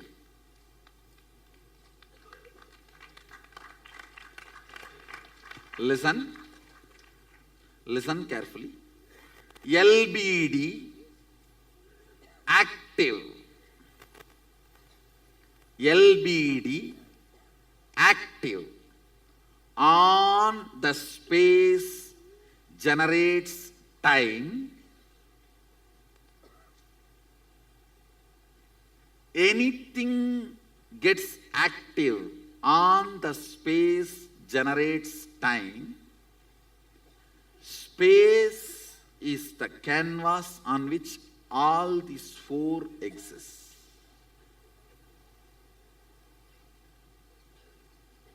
Listen. Whenever a mass rotates, it creates gravity. Whenever LBD gets active, it generates time. Where all four exist is space. Because you have space inside, you are able to perceive everything. Because there is a space in the cosmos, all the generation, maintenance, destruction, delusion, liberation happens. The space here, Chidakasa, perceives everything. Space here, Parakasha, allows everything to happen.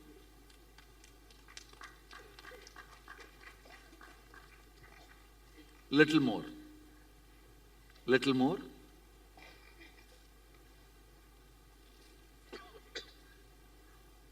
Eyes receive information, digitize it, I should call biodigitizing. Sense it, it hits at one space and the response comes back. For example, you see the snake, response of let's run away or beat. The spot where this information hits and the response comes back is called space, Akasha. The spot which responds to information is space. If the thought, the gap between one thought and the other thought is too little, you do not perceive the existence of space. If there's more gap, you perceive the existence of space. It's like if you are taking 2000 files, quickly you have to come back. If you are taking only 2 files, you can spend time with him. Ability to spend time with him is called luxury, Lakshmi.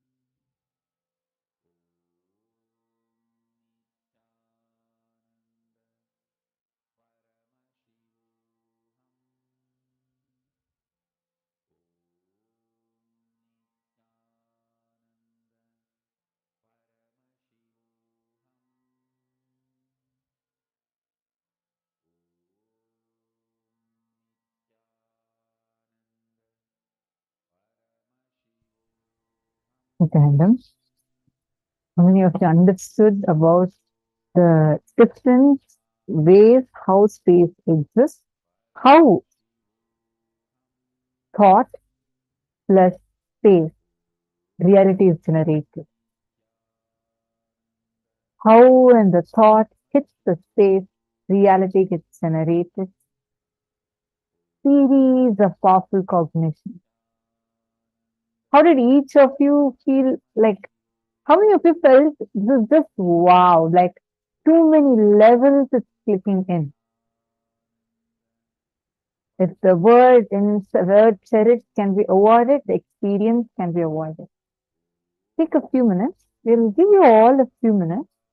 Please write down. I know in every session we keep telling this because literally you're getting a tower of powerful cognition. So it's important for you to take a few minutes, cognize this, contemplate upon this. So quickly, please take a few minutes and all of you post. Also, just to add, please understand, your words have the power to generate experience. Like Swamiji was giving an example. Many times we casually utter the word and simply that becomes a reality for us. We constantly, very casually, we utter the word, oh, that's all, this is all like this is going to be bad. But you uttering that it is going to be bad, you will actually make that as bad. Constantly, the word that you keep uttering is what you will experience or generate as your reality. And almost all of us are stuck in that exact same point. How many of you have had this experience? You will say, oh, it's going to be bad. Oh, today interview, I'll not be able to make it. I'll not be able to make it. I'll not be able to make it. And actually, you will go. You would have never experienced this. I have felt this so many times. You would have never experienced that thing actually in reality, but you will start already coming to a conclusion based on other opinions, and you will generate that experience as a reality for yourself. How many of you have experienced this? This is a very, very important dimension. Akasha Tattva, the space dimension. Many times, very casually, we utter a certain words and that words become our reality. Very casually, we utter a certain things and simply that becomes a reality for us. That is the power of the words, the conscious visualization, like how Swamiji gave perfect example. When right hand hits left hand, sound is generated. Same way, when your thought hits space, reality is generated. When two objects are stuck, how sound is generated? Same way, when the thought hits the space, reality gets generated. How many of you are understanding this? See, in multiple levels, we need to contemplate upon it. That's why we keep insisting that you all post. Come on, Naveen Reddy Ayya, Shane Dennis, and Huang Shang-Su, CJ Fang, Arjun Manoharan, Kixin Wang. Can I request all of you, please type what exactly you understood and post it here.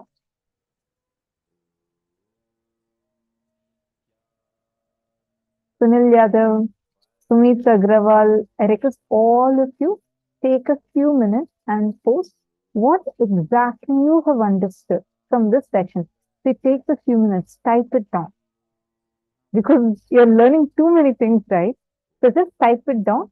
Otherwise, see, many times, there's another thing that happens. You'll feel like, yes, yes, yes, clicking. But if you don't write it down somewhere, contemplate upon it, you will just miss it. So please take a few minutes and write it down.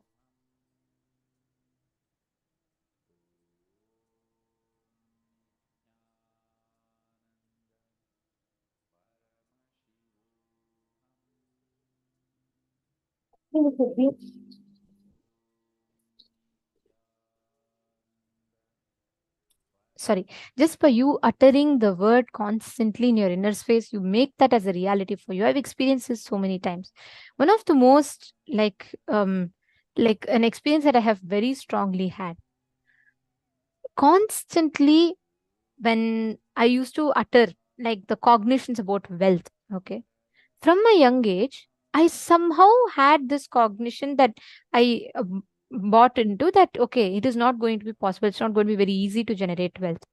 And after that, the way of operating in life, any time that we want, any time that I want to get something, this will be the cognition from which I operate. And every time, life will reflect that same reality back to me. See, each time you keep uttering, okay, this is going to be very boring. I can never do this. Oh, yoga, I can never do this. I will never be consistent. It is going to be very tiring. It's not going to be fun. You keep uttering it to yourself. What will happen? Obviously, it will not be fun. You will not have the fun. Then what happens? You give up. You say, "Ah, look, this is what I knew will happen. From beginning itself, I knew it will not be fun." We create that reality and we end up experiencing the whole dilemma inside us because of that reality. Okay, I'll give you all a small exercise to start with. Can you all pen down 5 negative statements that you commonly use in your life? For example, life is not good. I feel very suffocated. I can't handle things. I can't handle relationships. 5 negative statements that you continuously commonly use in life. And pen down the 5 the impact and the experience you generated because of those statements. Next, pen down 5 positive statements that you use in your life and experience of those statements have deepened since the first time you used that statement. For example, it is fun to sit in this program, or doing puja gives so much of peace in my inner space. All of these statements, pen that down. Just 5 and 5 in each. Only then when we talk, it will make more sense for us to understand. Please take a few minutes and pen this down.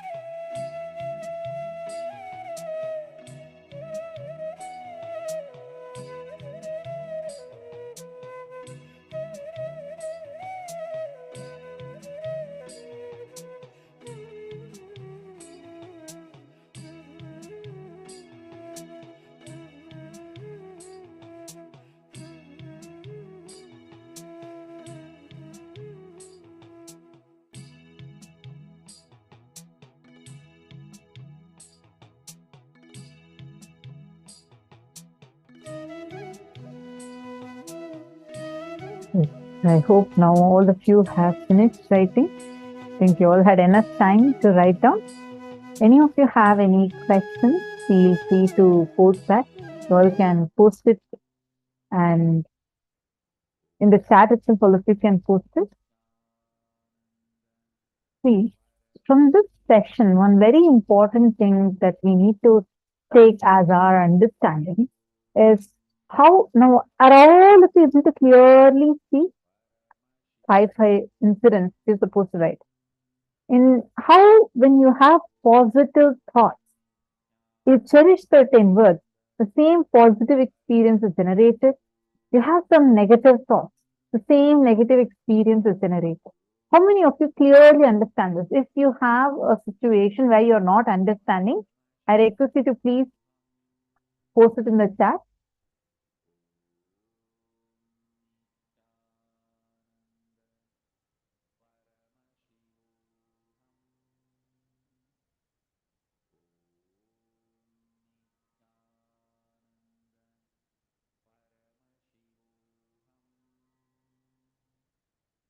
All clear. Okay. Good. Law of attraction, sort of, but not really complete, because Sanjay Oriya, people say law of attraction, but it's on a very superficial level. When you start becoming more conscious of the words and the thoughts you generate, it is not limited to how you feel at that particular time. Nithyananda, Hugo, nice to have you here. See, Sanjay Oriya, for example, when you say the law of attraction, right? Then what do we start doing? We start thinking like, okay, I'm now feeling like I'm wealthy. Why is wealth not still manifesting for me? No. Sometimes the thoughts that we deeply cherish, we are not aware of it. Just to give you an example, let us say strongly deep inside of you, you have a cognition that all these wealthy people are very arrogant people. If you just have that as a cognition inside of you, it may not even be a very sound, but you have it inside. That idea is cherished inside of you. You will never be able to acquire wealth. Why? Because you're constantly having that inside of you. When you think it's this law of attraction, it's like you are just at that current feeling. But when you understand it's the root thought word that you have, you would go more deeper. You understanding? So I would say what you're saying in a little more deeper sense is what I understand from what Swami said.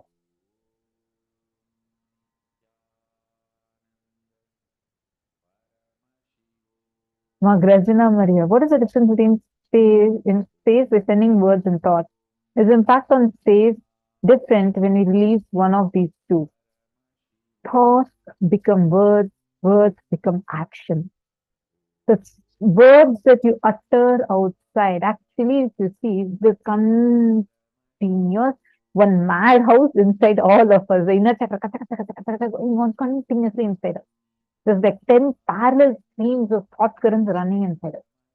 Now, these are all the thoughts. Actually, if you see, let's say there is 100% of words that you utter inside of you.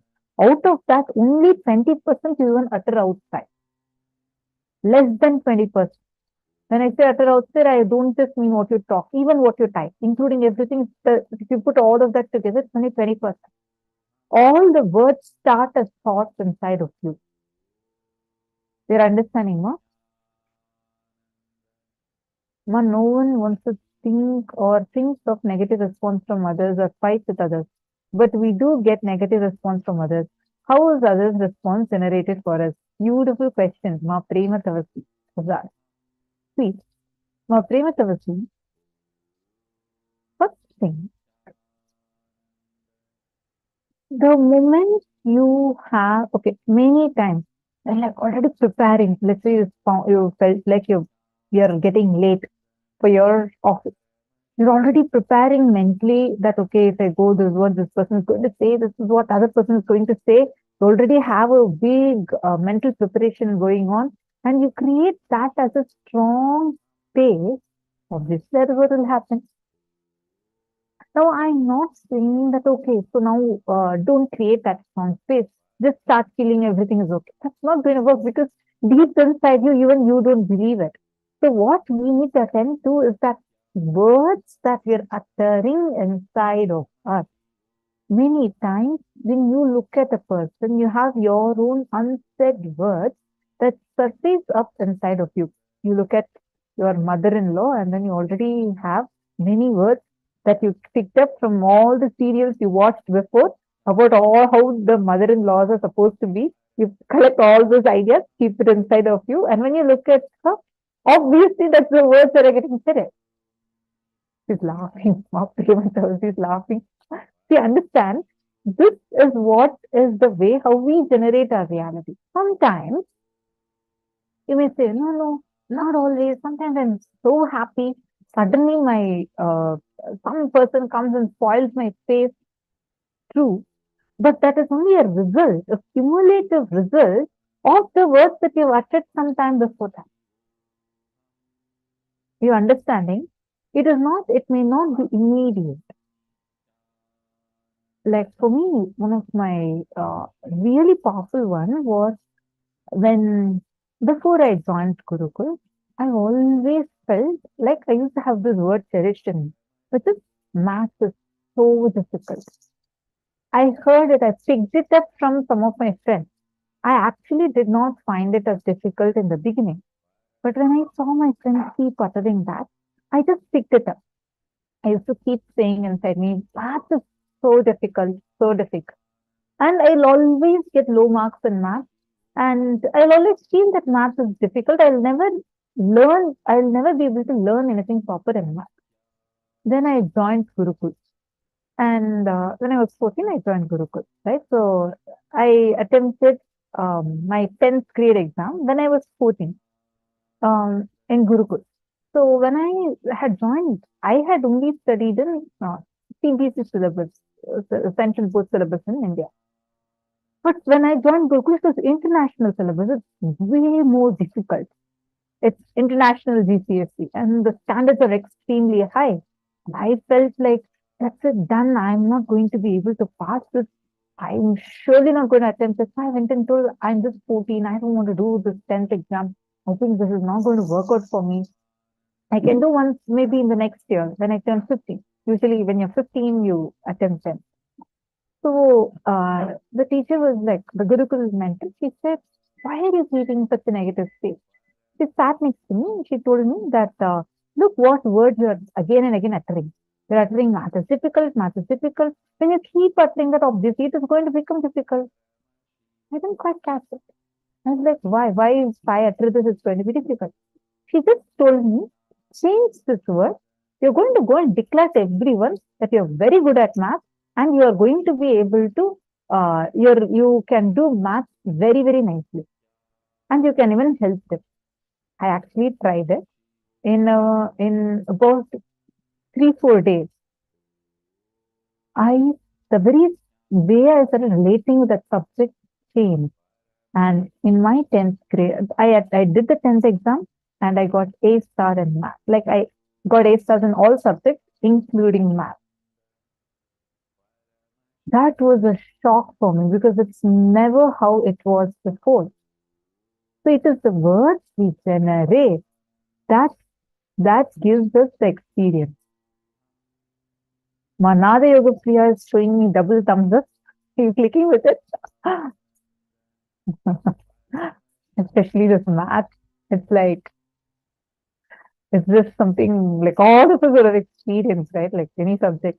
So then after that, I became so confident. Like after that, like I'll always feel like anything is easy to learn. This cognition I got only in Gurukul. Because the way how Swamiji teaches us, that's why like how Swamiji is mentioning, in Gurukul, we will not talk in this language. This is only for now publicly because we are conducting the program. Otherwise, it will be like, Ma Tattva Priya wants this. Ma Tattva Priya avoids wanting this. We will avoid saying no, not, don't, zero negative words. Yeah, we will not even say no. So it is only zero. Do you have this? Zero. And we will not say I, me, my. We would instead say our name. So it'll be Ma Tatrupriya wants that. Ma Tatrupriya is talking now. So Tatrupriya will tell Tatrupriya's own name. So this is the way how we talk. Actually, it creates a completely, like it just transforms the very relationship you have with you. So this is what we call a Sat Bhasha in Gurukul. Anyways, now it's time to go into the next session. We are going to be entering into the power manifestation session now. You're going to be cherishing this word of Swamiji has initiated me. I can definitely manifest. First few times, you may get your self-doubt, self-hatred, but just consciously cherish it. And Swamiji will just flow through you. You will be able to start manifesting. We also have a gift from this session. It's called as the Akasha Tattva. So the truths that we learned in this session, plus a lot more revelations on Akasha Tattva will be sent to all of you as gifts today. Now it's time to enter into the power manifestation.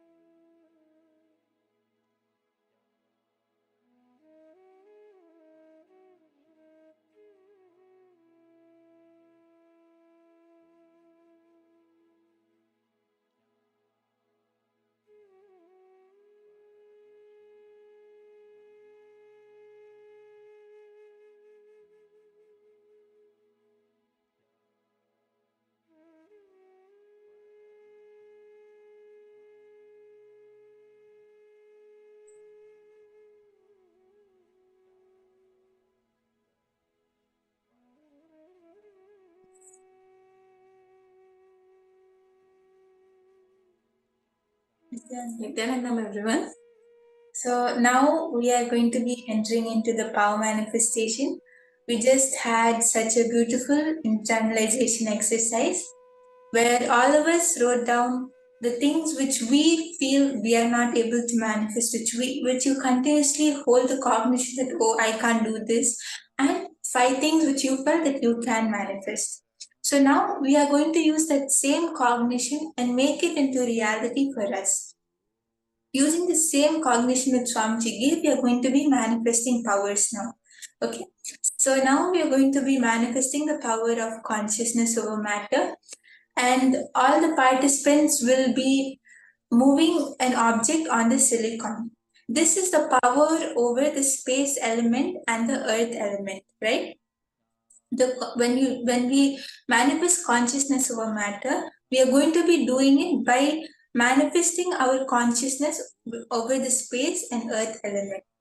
Like how Swamiji said that whatever we say, whatever cognitions we continuously think and say becomes a reality. Because when the thoughts manifest, it manifests because of us continuously thinking and speaking about it. So now, using that same cognition, we are just going to believe that yes, I can manifest. And when you chant the Mahavakya, that is the password, that is the declaration that you boldly say that yes, Swamiji is going to manifest through me. So now I request all the participants to bring any silicon device which you have. It can be a tablet or a phone or any silicon device. And you can bring any deity or any object which you want to move on the silicon device. Yes, let's all get ready with this beautiful space of completion and very powerful cognition and initiation by Swamiji, wherein we just have to hold it in our space. Swamiji has initiated me. Swamiji is going to manifest through me. I just have to decide for it, right?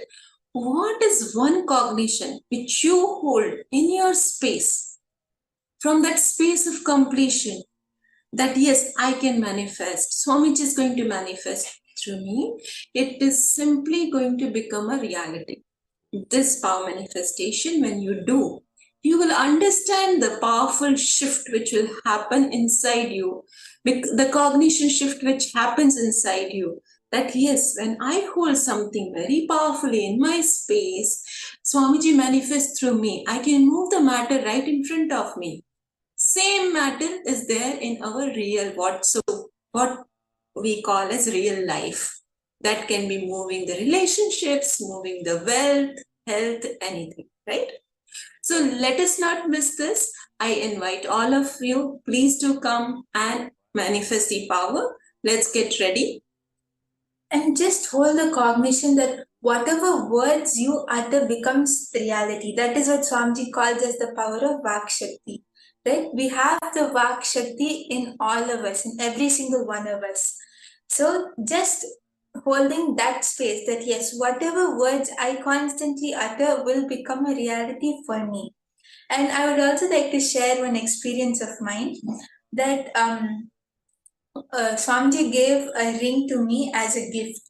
And when I'll do puja to it every day. Like I'll keep it on my padukas and do puja every day. So one day after doing puja, when I went to put the flowers and the water from the puja and the plant, I forgot to take out my ring. So that also fell. And like we had like this huge tub in which we'll pour it, and we'll go put that in all the plants around Adi Kailash. So it was like, I'm like, oh God, the tub is full of flowers and milk and everything, and I don't know where my ring went. So me and one more Balasant, we were searching and like we were searching so much for the ring, and I was not able to find it anywhere. And that whole time I was like really powerless. I was thinking, oh God, I'll not be able to find it. I don't know how I'll find it. I have no clue where I'll be able to find it. It's such a small ring, and then like it's a huge tub, huge bin of full of flowers. And then the Balasant who was helping me, she told me that no, don't hold this space. Just pray to Swamiji. Swamiji is there in the ring. Just pray to him and hold the space that he will come to you. If it is truly yours, the Swamiji is there in the ring and is there, if it's yours, then it will come back to you. So I thought, okay, yes, that is true, and this will only help me. So I just held that space, and after some time we were not able to find it, so we stopped searching for it. But I didn't like lose the space, or I didn't become powerless. I was continuously telling that yes, I'll find the ring, it will come back to me on its own. Then I think after a few hours, like when she went to Gurukul, after that, actually what happened is I was walking and we were going for lunch, and suddenly one Palison came to me and she told, Brahmayoga, is this your ring? Actually, after puja, when I was putting the flowers, I saw something and I just picked it up. And everyone else, whoever has a ring like this, has this. And I'm like, yes, it is my ring. And I'm like, thank you, Swamiji. So it is actually a very powerful, and it is a very fun power. It is not only during power manifestation, but anything you want to manifest. If you lose something, or even if you want to catch a bus on time, or whatever you want to do, just using this power, just continuously uttering what you want to manifest, you'll see that it soon starts becoming part of your lifestyle, and it will be so easy for you to manifest. Yes. So Sanjay Ayya, you're asking what is Gurukul? So Gurukul is like, it's the Nithyananda Gurukul, and this is a free ancient Vedic education system which Swamiji has opened for all the kids who want to come and learn in the Gurukul. So you will learn what we are taught in the education system also, and you'll become like an extension, a family of the Guru, where Swamiji will recreate his own inner space in all the Balasans, right? Guru plus Kula is Gurukul, where you become an extension and family of the Guru. And this is how Swamiji will recreate his own inner space in everyone. And it's actually very powerful, and it is continuously about living whatever Swamiji teaches and manifesting the powers. And please understand, Swamiji is literally creating incarnations through this Gurukul. These kids will be the future of the world, wherein Swamiji is giving them not just the outer world education, but also something which we can't give them, which is the inner awakening, right? The space of enlightenment, the space of compassion, the leadership. So from that space, these kids, these Gurukul Balasans will be the leaders of tomorrow. So I invite you, if you have kids, please do explore this option for your kids. Yes, and Ma Ananda Mahapurna, you can do the power manifestation on a tablet that is not working. That is no problem. It is because now we are manifesting the power of consciousness over the element of silicon. So even if your tablet or device is not working, we can still manifest on that. So now, if all the participants are ready, we can start the manifestation. Keep your object on the corner or on the side of the device, and you can measure it so that you will know when the manifestation is happening. You can even take a picture if you have the second device where exactly the object is sitting. So the power manifestation is foolproof.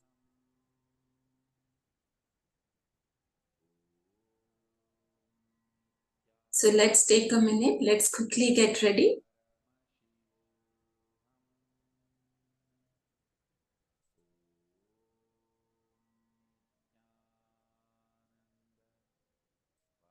Yes, and now while all of you are keeping your objects and measuring them, we will be playing a Sakshi Pramana, an experience of a person manifesting this. And just by seeing this, all of you will be able to mirror the neurons of the manifestation.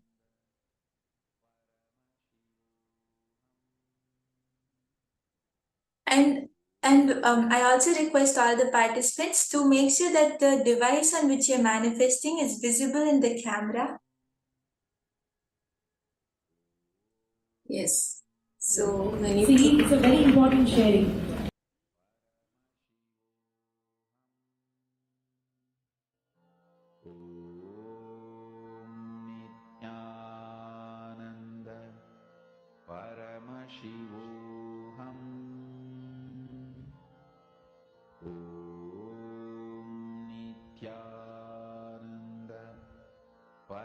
Now I request all the participants to just, all of you can see how the bottle cap is clearly moving.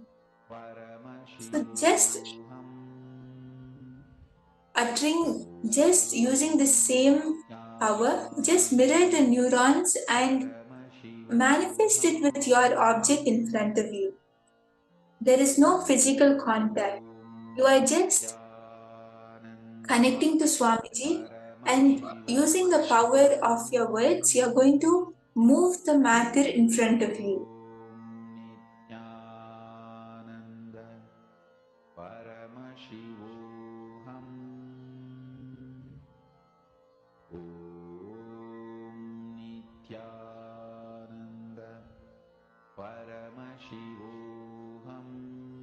This is just the space of consciousness over matter. It is where you manifest the power of your space over the object in front of you. Whenever your thoughts hit the space, that is when your reality is generated. So just have the thought that yes, Swamiji is flowing through me, I can manifest. And when that hits space, you will be able to manifest the reality you want. You'll be able to manifest the object moving in front of you. Yes. Please understand, it is when you have one crystal clear thought in your space. And when you just hold that thought in your space, you will see it simply manifesting in your reality. That thought will simply create your reality, right? So just hold this thought in your space, drop any SDHD which is coming, and you will see it will simply manifest. So that space becomes the space of Kalpataru, where anything you wish, it will simply become a reality for you.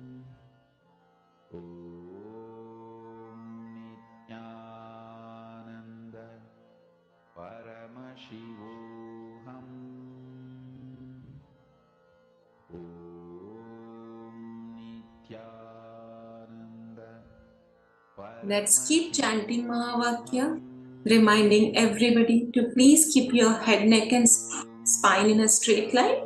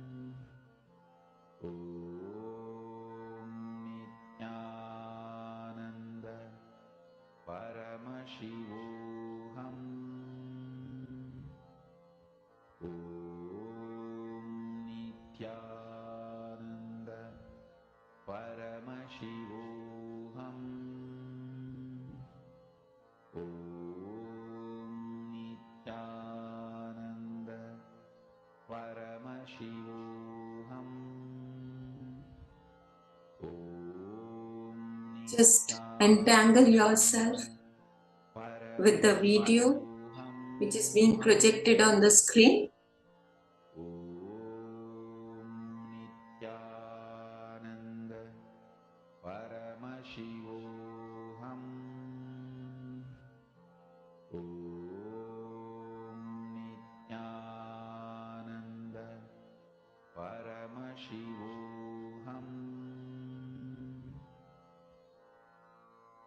Mahavakya, spiritual lullaby for samadhi, and Suprabhatam, wake up call, wake up song for Paramashivam. This Mahavakya is spiritual lullaby for you to fall into samadhi. Suprabhatam, wake up song for Paramashiva to wake up in you.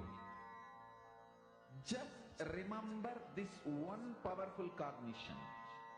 This Mahavakya puts me in samadhi. This is spiritual lullaby for samadhi. And Suprabhatam, wake up song for Paramashiva in me. For Paramashiva to manifest. With this one spiritual powerful cognition, chant this Mahavakya.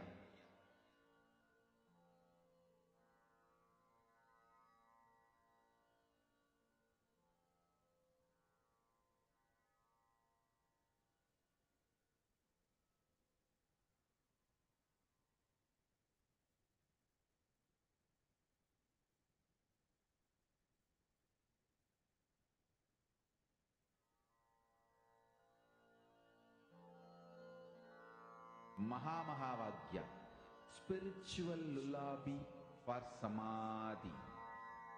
And Suprabhatam, wake up call, wake up song for Paramashiva. For Paramashiva to manifest. With this one spiritual powerful cognition, chant this Mahavakya. Om Nithyananda Paramashivoham. Om Nithyananda Paramashivoham. Om Nithyananda Paramashivoham.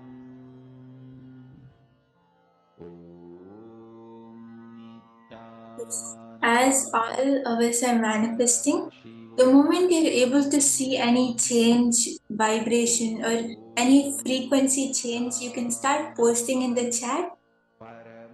Ma Prema, Ma Jennifer, Ma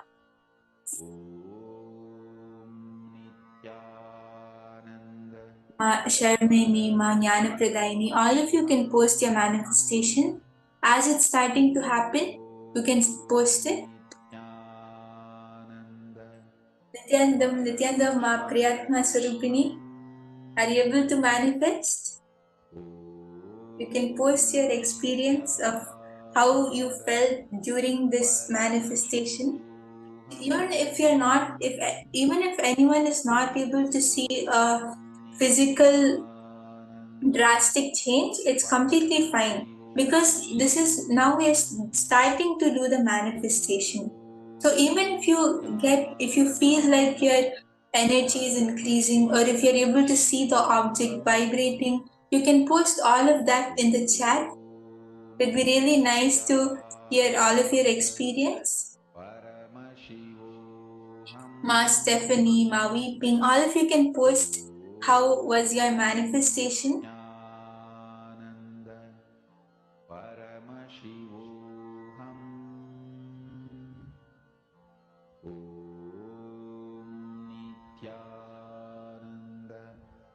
And even if you feel that you were not able to manifest yet, immediately drop that cognition and hold on to the cognition that no, I can manifest, because this is very important in this power which we are manifesting. Because whatever you say is what you will manifest as reality. The moment you get a thought in you, when it hits the space, that is what manifests as reality, right? So even if you feel a thought that, oh, I'm not able to manifest, immediately drop that and hold the thought that yes, Swamiji is manifesting. You'll see that after a few minutes, you will really start manifesting. It will really happen.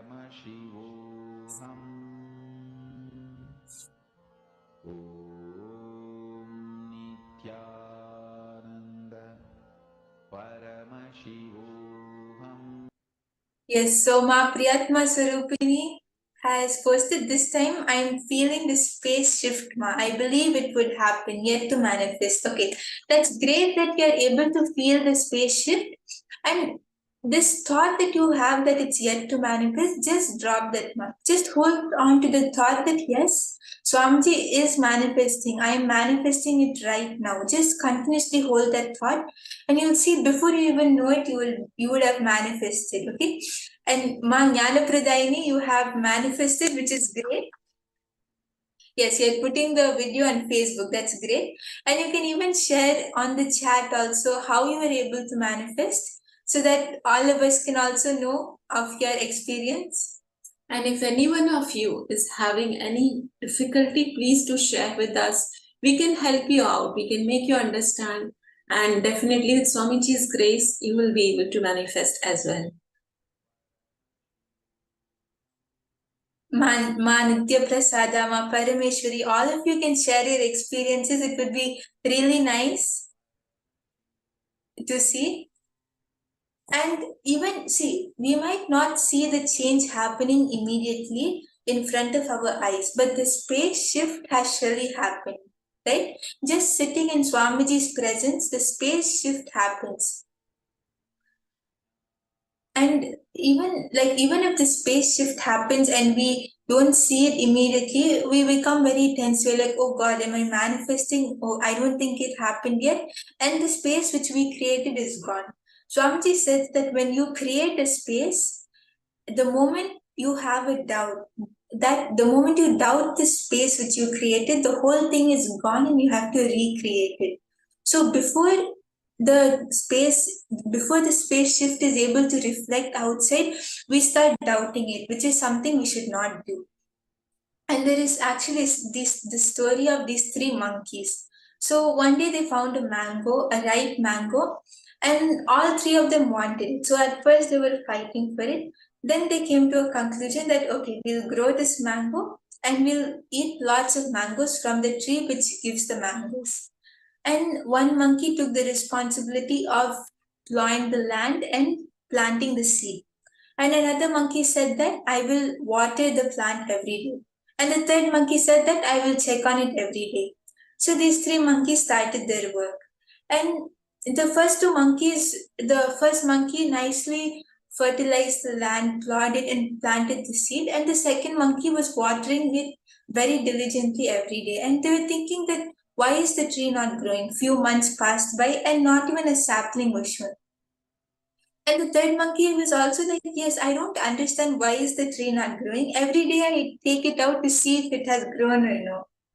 Obviously, if every day we take it out, it's not going to grow. So that is exactly what we are doing.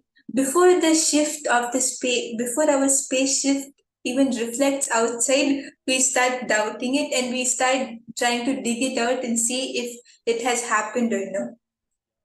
So please understand, it's very simple. Any self-doubt, self-hatred or self-denial, when it happens, just drop it.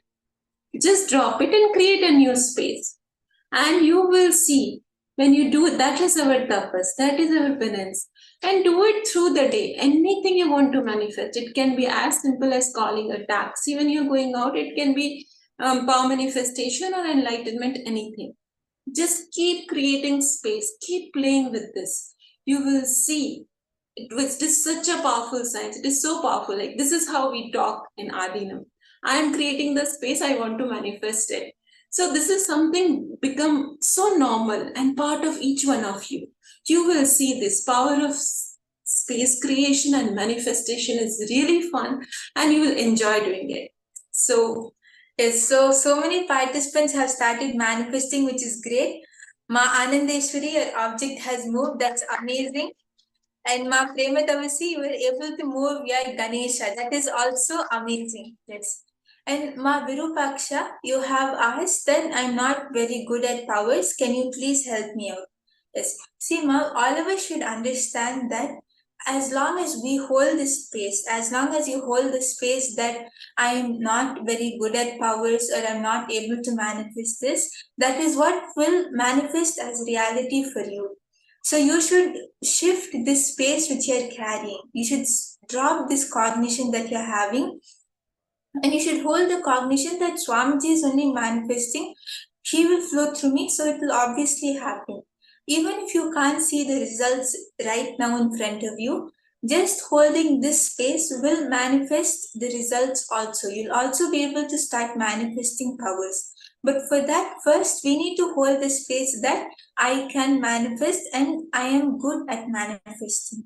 So you should shift the space now. You'll see that when you shift it, you'll automatically start manifesting.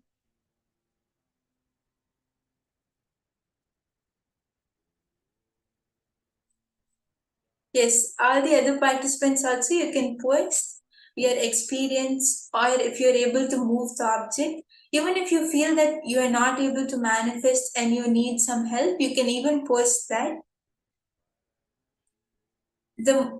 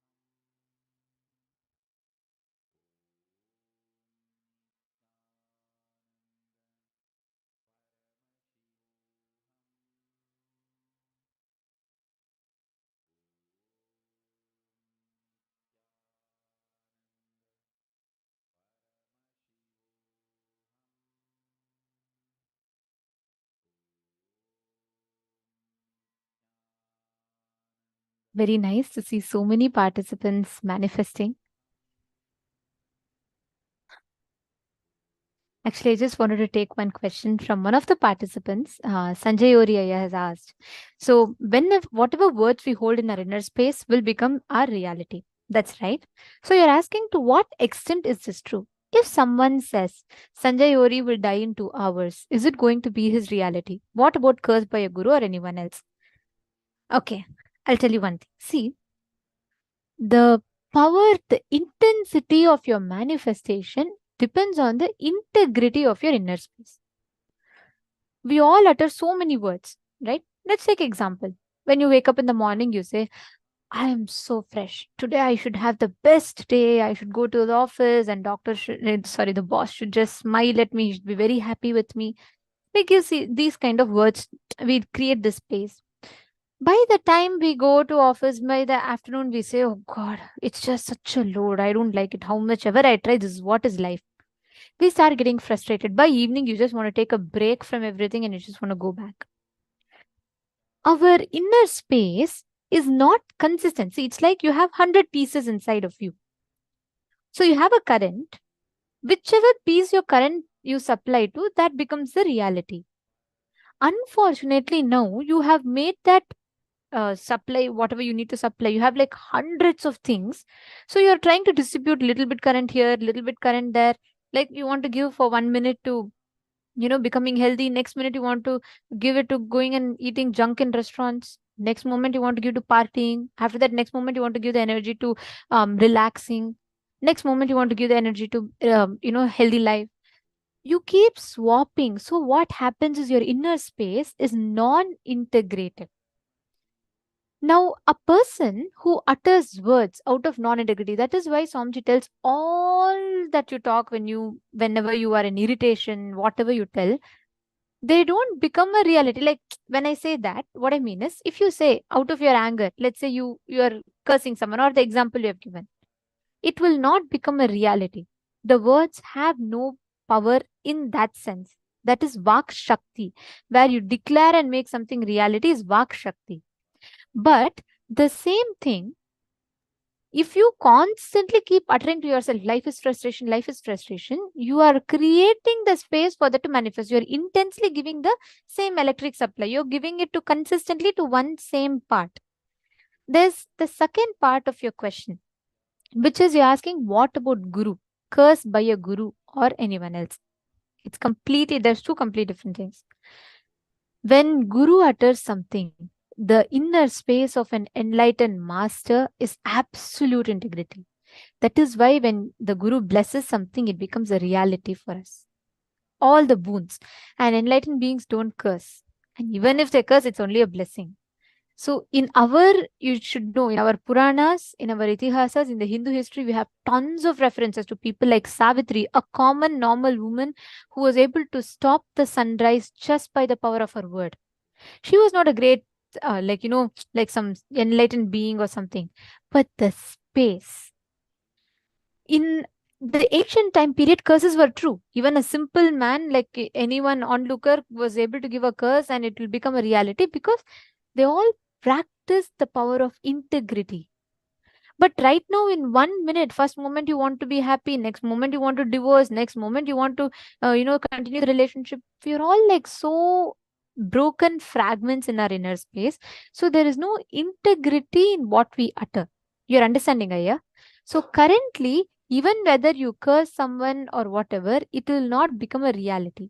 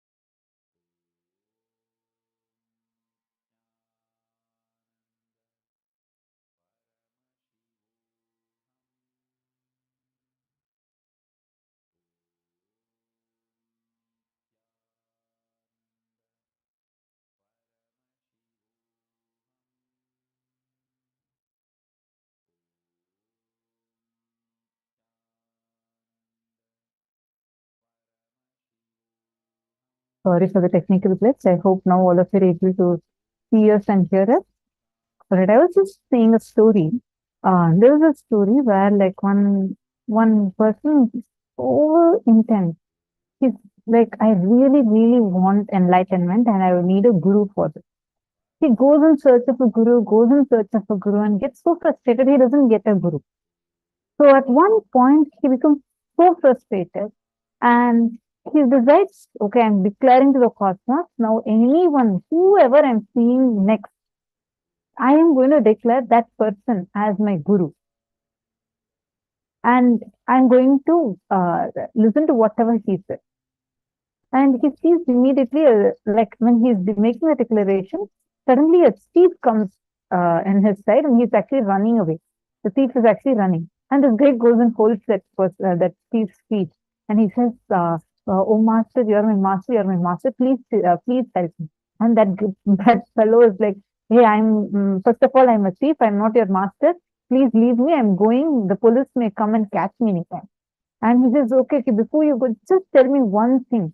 Teach me one thing that you know, and I just want to use that for my enlightenment. That fellow gets so angry. He says, all I know is only one thing, to steal. And I can only teach you to steal. You sit and you go and steal. That's all is the only thing I can teach you, and he runs away. This person takes that one word so intensely. He just sits with himself, meditates on that word, and that he steals all his thoughts away, and he gets enlightened. Understand? The thing here is about how integrated you are to that word. Most of the time, we are so integrated to negative words. You believe so firmly. Someone tells you that, oh, you're such a powerful person, you have such amazing creativity, you're a great person, you would not believe it. But if someone else says that, look, even though you don't have that particular quality in you, someone tells you that, look, you're such a miser. 3 times you hear it from life, enough. You bring that as a conclusion inside of you. Understand that because we believe it so strongly, we get integrated to it. Imagine, understand, we are right now as broken parts. The maximum number of parts of it, when it gets together, integrated towards something, that becomes a reality. So the extent to which the integrity of you is towards something, that becomes a reality. The thoughts that are integrated to anything, all of us are integrated. All of us are integrated at any point of time. But to what? That's what matters. That's what manifests the reality. Hope I answered your question, Aya. Okay. See, so your inner space has a power to shift the reality and the way you experience life. Bring integrity on that. See, instead of thinking about the adverse effects, start thinking about how the declaration you make now can make you alter the reality in front of you. Constantly declare, keep declaring. If you keep Mavirupaksha, if you keep saying every time, power manifestation is difficult, that only becomes your reality. Are you understanding, Ma? See, from the time you are initiated till now, 10,000 times you have uttered power manifestation is difficult, it's not working for me. At least 1,000 times you need to utter power manifestation is possible, it will happen, to undo the number of decisions you made. And that 1,000 times you need to have the persistence or patience. You're understanding? So that's how it is, right? Shane, Dennis, Aya, same thing. See, don't give up. That's all is the thing. The number of times you make the decision with self-doubt, you at least need to make 1% of that to counter the decisions. You have 10,000 army, you at least need 1,000 this side to, even just 1,000 is enough to overthrow this 10,000 army, but the 1,000 life positive decisions are needed from your side with persistence.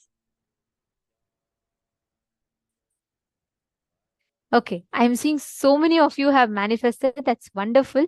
And I request every one of you to share actively when you're manifesting. Ma Virupaksha and all those, anyone who's not yet manifested. Are all of you understanding this? If you keep creating space, you're unable to manifest. Again, that's your reality you're creating. If you keep creating space, you can experience, you can manifest. That's the reality you will be creating. So please make sure create the right space within you.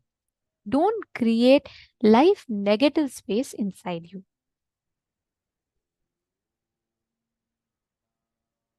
Okay, great.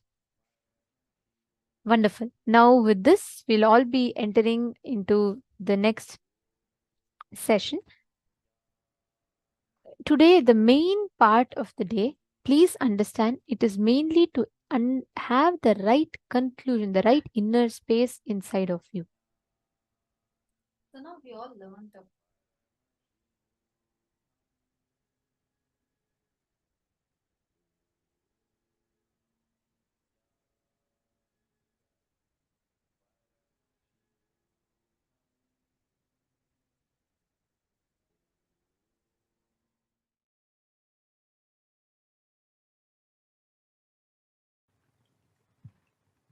In E equal to mc square, Einstein is trying to maintain the speed of the light as a constant. Listen carefully. Speed of the light or time is not constant. I'll tell you what is exactly constant. Consciousness reflecting on the space, the fifth dimension of the universe, consciousness reflecting is constant.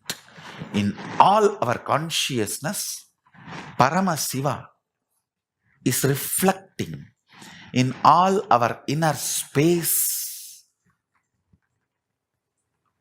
Paramashiva is reflecting.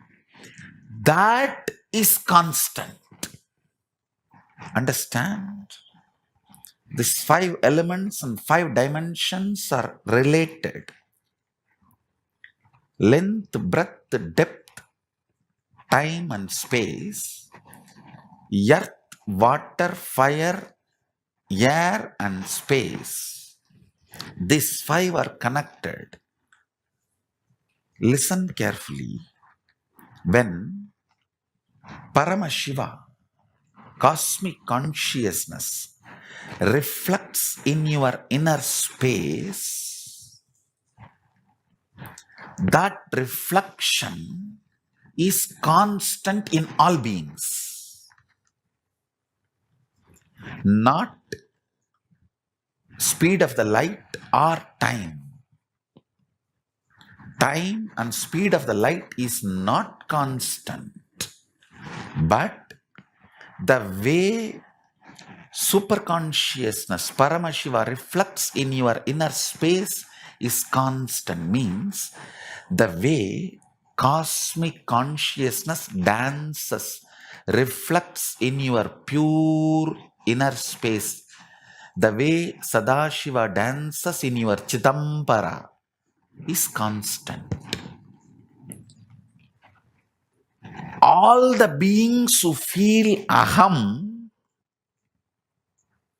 he exists in that. That is the only constant. Understand?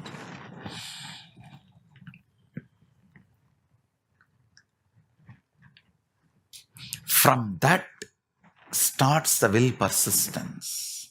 Manifests the will persistence. Whoever gets back to that source from which he is reflecting, all of them fall into that space called oneness, which is constant. Paramashiva is equivalent to the will persistence decision to look at the source by the reflection.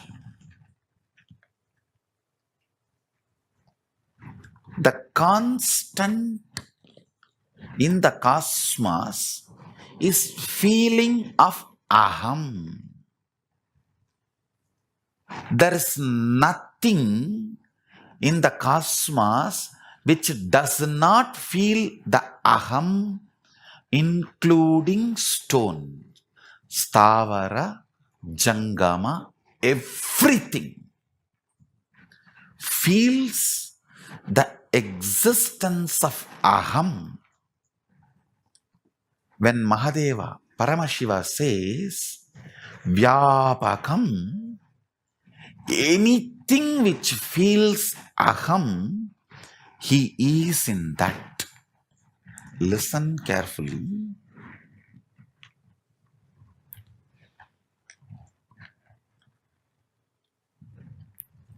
Length, breadth, depth, time, space.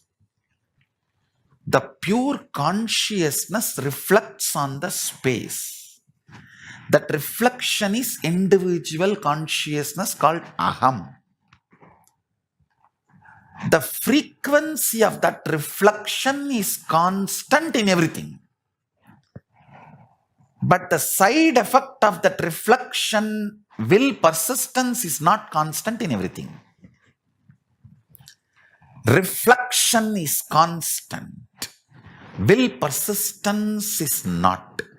So based on your will persistence, your life is decided.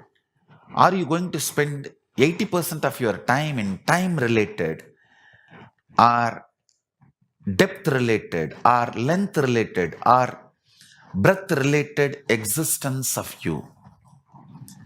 Neither length nor breadth or depth or time is low or wrong, but you not knowing the source vision, your reality, which is constant and playing in these other dimensions, there is every possibility you will get lost.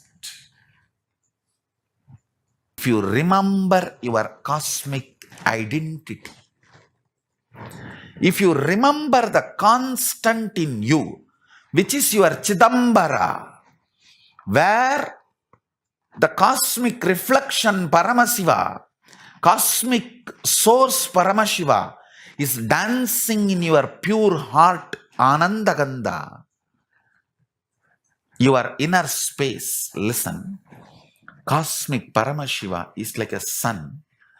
Your pure inner space, that space Chidambara, Akasha, Antarakasha, Chitakasha, is like a mirror. That sun reflecting in this reflection is called individual consciousness, Pratyagatma Chaitanyam.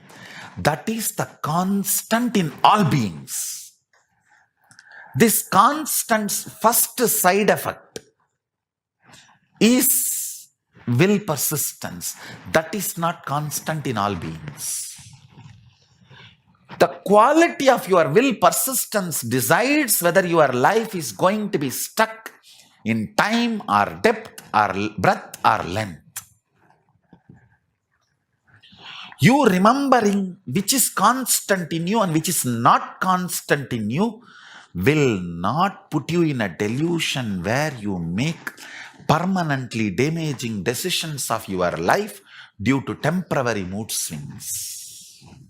Guru is the person constantly resides in the constant and supports your will persistence to get back to your constant.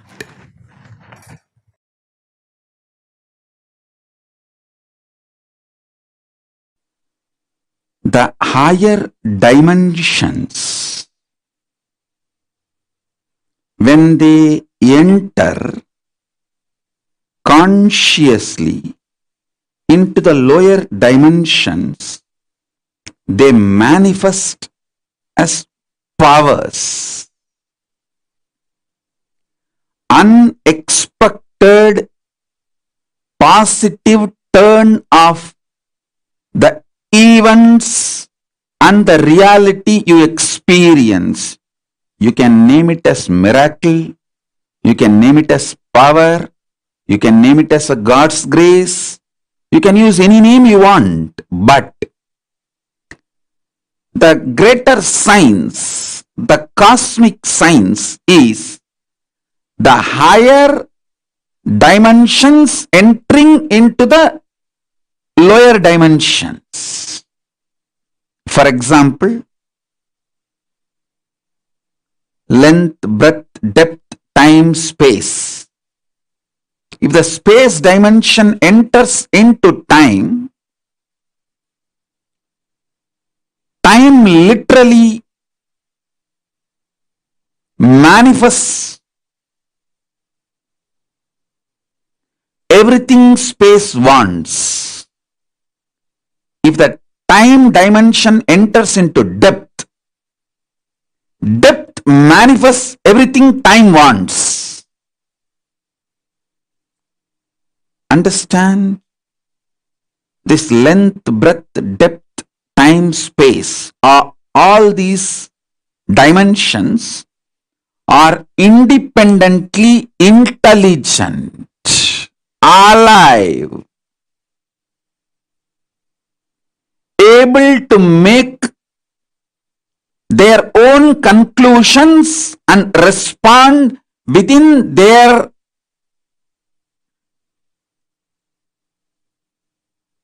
frame and working zone. Please understand.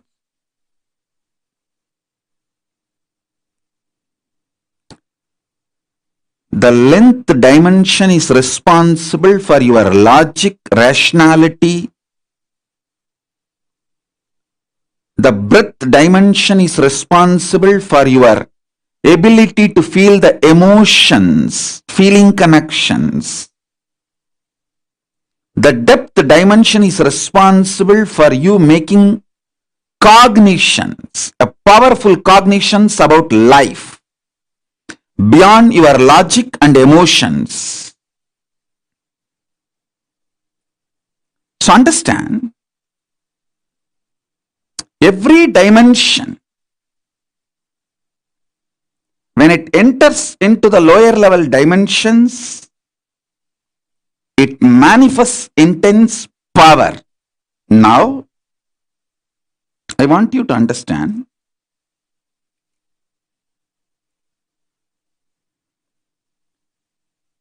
time and space is independent intelligence and power. I'll give you simple understanding, very raw, crude, down to earth,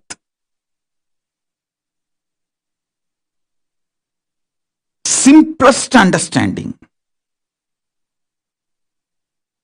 You just try to internalize this one understanding. I'll help you to go through the whole initiation and make you manifest this power. I commit with you. Just understand this one. Time is as alive as your skin. If you believe, cognize, your skin is alive. If somebody massages your skin, you feel good.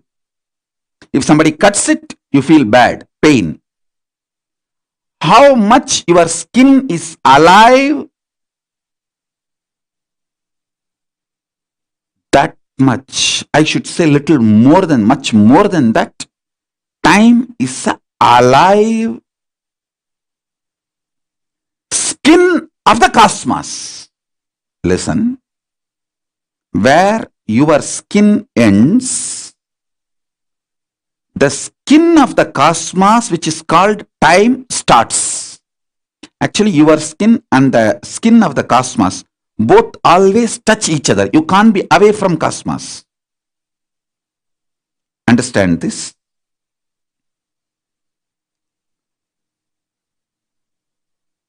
Where your skin ends, exactly that is the spot time starts. Time is the skin of the cosmos. Time is the skin of the cosmos. How you have a nervous system which passes the thought currents inside you, same way the cosmos has a nervous system which passes its decisions and thought currents, that is the space. Your skin is alive. Your nervous system keeps you living. The equivalent of your skin for the cosmos is time. Equivalent of your nervous system for the cosmos is space.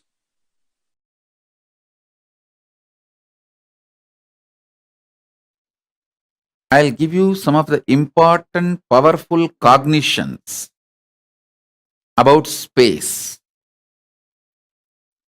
Just if you internalize this, you can use the power of space in your day-to-day life in a very practical practical way, simple and very practical way. First, space is a living entity. It's not emptiness, it's not dead, it is living. Second, it is very close to consciousness. Third, the space you are carrying inside you, where the thoughts manifest, is directly connected to the space where this universe is established. Chidakasa, your conscious inner space, is directly connected to Mahakasa, where this universe is established. The space where this universe is established is directly connected to the space, your inner space where you are established. It means you have absolute ability to influence, inspire,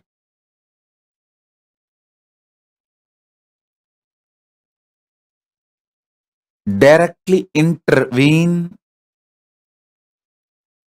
with the outer space on which the world is established. Any mass has a power to influence the space. When you are able to influence space through which you can influence anything which is established in the space, and just by sheer power of thoughts, you can raise, lower your mass, through which you can influence the space, through which you can influence anything established in the space. Please understand.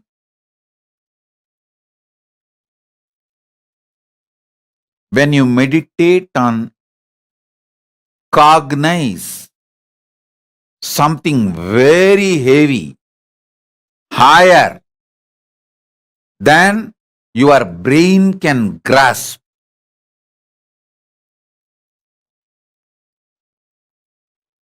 your space becomes powerful,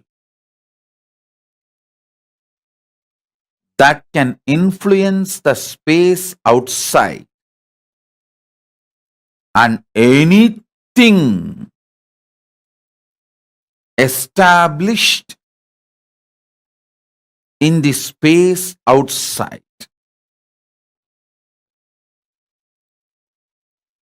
Thoughts can travel using space as medium. Anything which has a mass can influence space, through that can influence anything established in the space.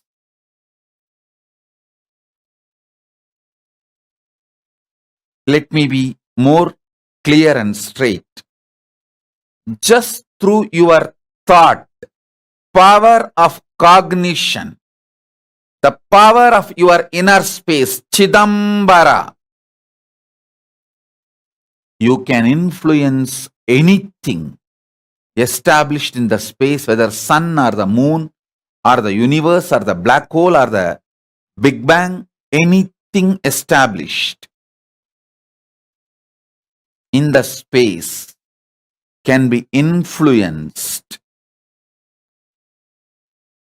through the power of your inner space.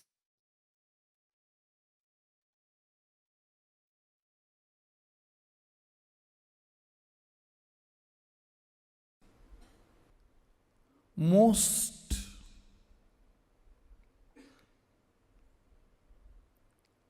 powerful, greatest sacred secret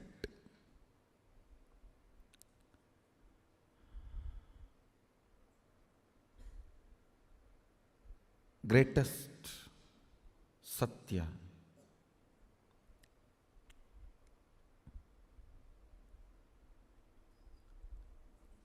I should say this is the greatest alchemy I can contribute to all your being. So please listen. The logic, length, dimension of your existence. In that, if you understand about oneness, it is imagination. Breath, the heart dimension of your existence. If you are able to grasp oneness in that level, it can be visualization of oneness. The depth dimension.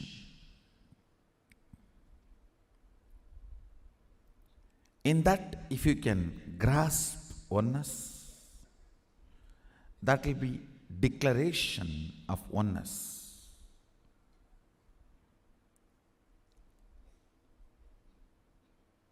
In time dimension,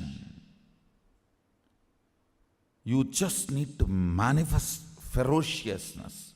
So, this imagination about oneness, visualization about oneness, declaration of oneness gets into your space, your Akasha. That is when the Mahasadashivatva, that is where the Mahasadashivatva manifests. Length, breadth, depth of a person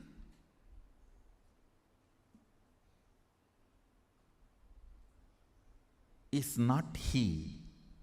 The space he carries is he.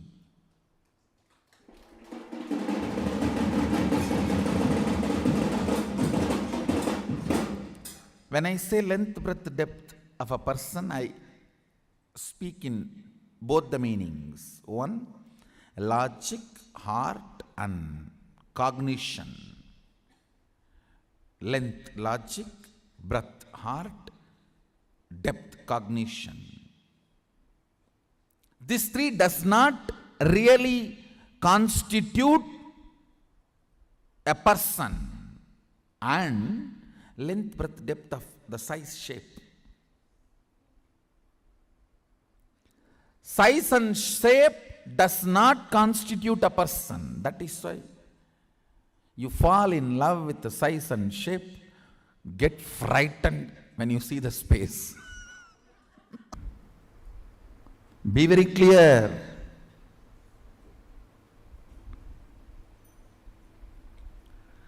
The space you carry, its smell, its flavor comes out of you like energy.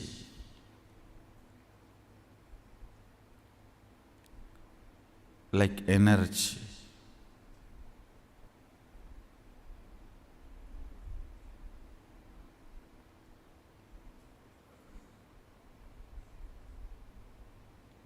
Many of the Indian restaurants use this as a tactic. They release a certain masala flavor. That whole area will have that masala flavor. The moment you enter that zone, you will feel like eating. That is also again like a marriage only. You go to the restaurant and you order what do you want. Then when you see what the other person has, you always wish you had ordered for that. And the other person is feeling the same.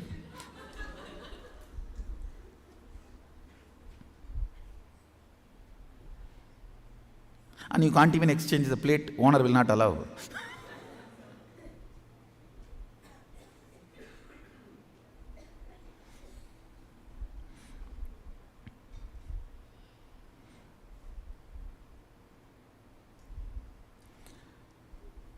The smell, the flavor of your space The flavor of your space is what I call Shakti. Understand? The explosion happening in your inner space is Shakti. Please listen. This is the good news for you.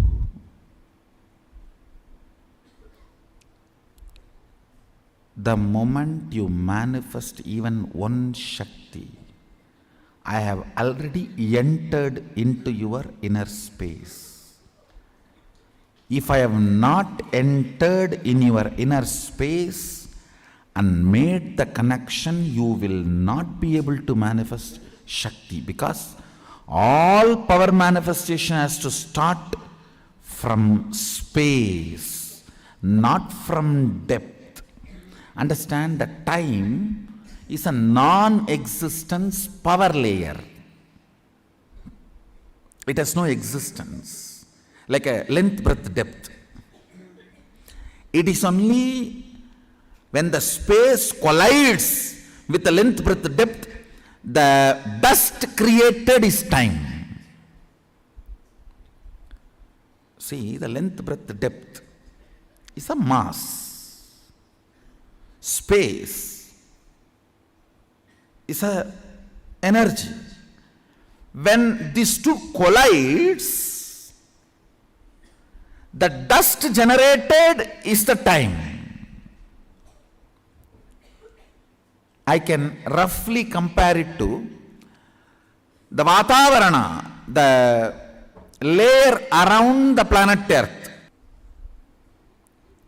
Listen. No power can manifest in you if I have not entered into your space. Even if you manifest one power once, be informed, I have drilled you already up to your space. Kailasavasi celebrates the manifestations of his space.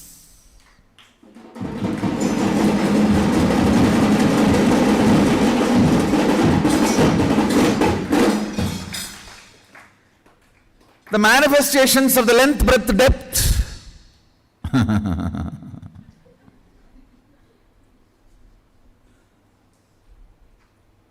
Manifestations of the length, breadth, depth is so superficial. So superficial.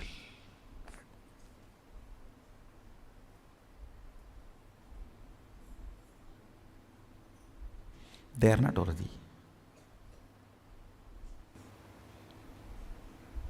Manifestations of length, breadth, depth is too superficial. They are not worthy. They are not at all worthy.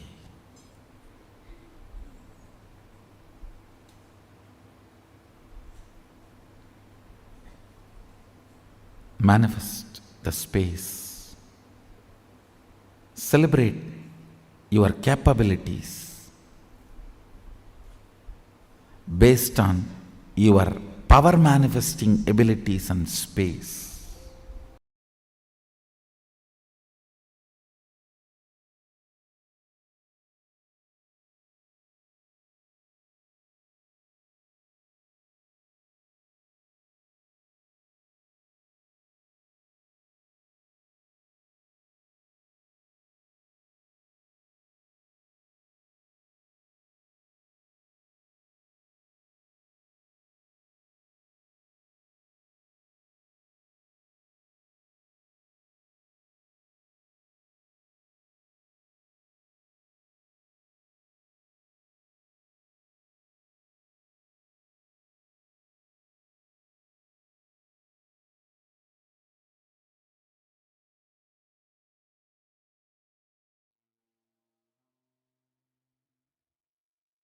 Nithyanandam, I think now all of us have understood more deeper how this space creation happens.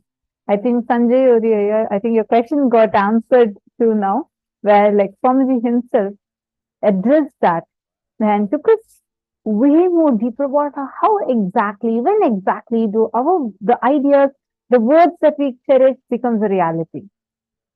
You get it? Now, do you understand it more, Raya? And to everyone, can all of you post how much each of you have understood this? It's a very, very, very powerful revelation that Swamiji just gave to all of us. Swamiji explained to us how the words, the thoughts, the ideas that we cherish in our inner space matter. That is what becomes a reality. The ideas that we cherish in our inner space becomes a reality outside. How? It's a clear sign from the gift. Anything that has some mass has influence over the space and everything that exists in space. Actually, that entire clipping that we saw is one of the shortest, most powerful satsang, like I feel, because the whole satsang duration itself, Swamiji gave this little going on and blessings and the most time it was high samadhi. Swamiji said, please samadhi, and I'm downloading and revealing this. It's probably right now like 20, 30 times in loop, multiple times. Every time we listen to that clip, it's like I get like new ideas, cognition. The whole cognition becomes so much more deeper. It's like, wow. When Swamiji says anything that has a mass can influence the space and can influence everything that is established on space. How the constant is not the speed of light. It is the way how Paramashiva reflects in our consciousness. Like every word that Swamiji uttered, every single word is so powerful. I feel like how so many things Swamiji is saying, which one to remember, it's like so much. That is why Swamiji says, if you want to get the best out of Paramashivam program, you need to attend it at least 3 times for the full 21 days. Only then you'll be able to get the best of the program. It's like every time you listen to it again and again and again, you keep feeling the cognition getting updated more and more and more.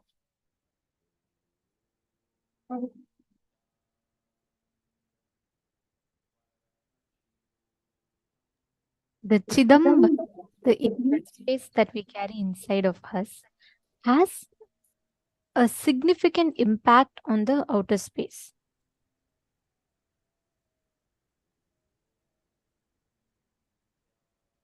So are all of you understanding this? So far, are all of you with me? So now, listen, I see many of you who are sitting with your cameras turned off. Can I request everyone to first come on your cameras and please post the understandings and clicks you're having. And also, if any doubts or questions you might be having regarding this, because this is very important. See, tomorrow you want to go and let us say that you design, okay, I'm going to use this power of space and I'm going to just manifest this as a reality. You need to have this click deeper. Suddenly at that time, if you are having a doubt, oh God, okay, what am I supposed to do next? I learned something, but I forgot. If you don't want to be in that situation, you need to make sure all these things are cognized deeply by you. You need to write your understanding, discuss, do vakyata others with your understanding. Can I request all the participants to write point by point by point everything that you remember from what you listened just now? Take a few minutes and please write it down point by point.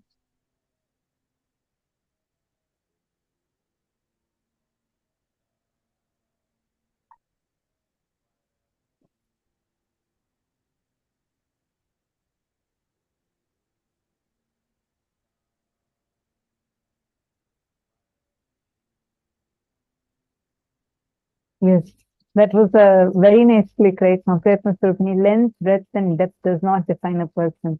It's a space that he carries defines the person. Absolutely, like either these are such powerful clicks.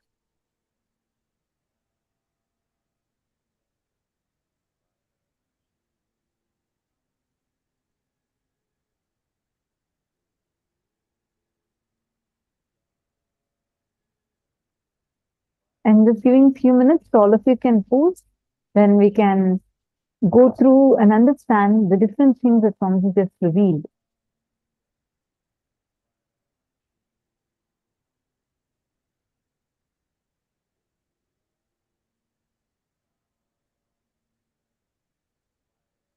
Now, let us take a few minutes to actually use this power of space creation. Ready? Choose any one reality that you want to manifest. Take a few minutes. All of you choose any one reality that you want to manifest. And first write down the powerful cognitions you got from this session and cognize inside of you how the thoughts you carry have a power to influence your reality. You can move things the way you want it just through the power of your thought. Just through the power of your thought. I remember one participant, this was in 2015, she wanted to come for Inner Awakening program and she didn't have the funds and she really wanted to come to the program, and Swamiji had told in one of the satsams saying that all you need is just have intention, immediately it will manifest. So inside her, till then, she kept cherishing these words saying that, oh, I don't have money to attend, I don't have money to attend. So instead, she just shifted it to Swamiji has told, if I have intention, I will manifest it. So I'm having a strong intention now. From this moment, I am going to cherish that I am attending the program. And she prayed to Swamiji. Next day, she said that it was raining very heavily. And all of a sudden, someone wanted to come and take shelter at her place. And because it was raining very heavily, some passerby requested if they can rent just her room outside. I don't clearly remember. She said, rent a particular place next to her house. And she said, okay. Next morning, he said that he was so happy and that he literally saved his life and gave her the entire amount that is needed for the Inner Awakening program. She said like she doesn't need it, like he could have just stayed for free and gone. He insisted and gave that money to her. In what all levels Swamiji actually manifests for us. See, the moment your inner space shifts, outer reality has to change. That is why in our Puranas, we read someone is doing tapas, and with the intensity of tapas that he is doing, Loka shakes, Vaikunta shakes, Kailasa shakes, Indra's chair shakes. How? Understand, it is because of the power that space has. It is the power that your inner space carries, which can impact the outer reality. Every time you create a space, see, you are giving an energy to generate that as a reality. The more and more you keep bringing the doubts, the thoughts in you, it is like two opposing energies in your inner space. So there's one part that says yes, there's another part that says it's impossible. This constant conflict makes us lose, like the energy that you give is not becoming reality. What you're going to do now is you're going to intensely create space for whatever is the reality that you want to become reality, which means visualize as if it is already happening. Close your eyes, visualize. Now, when you're creating space, you'll get doubts. These are the interferences. Each time the doubt comes, consciously drop it. Say, no, I'm not going to entertain this doubt, and drop it. After completing, go back to step 2 and recreate the space in you. Keep doing this until you're able to create the space for the chosen reality without interferences of any incompletion. Then the space you created will just manifest as reality. This is such a powerful way. Listen very carefully. Every time an incompletion comes, drop it. Consciously complete, again go back and visualize. Again, if an incompletion comes, again drop it. Again go back and visualize. It may sound very, okay, what is the power of this? Understand this is 3D printing your reality, literally. Sit now, create space for any reality that you want to manifest. Visualize that it is already happening.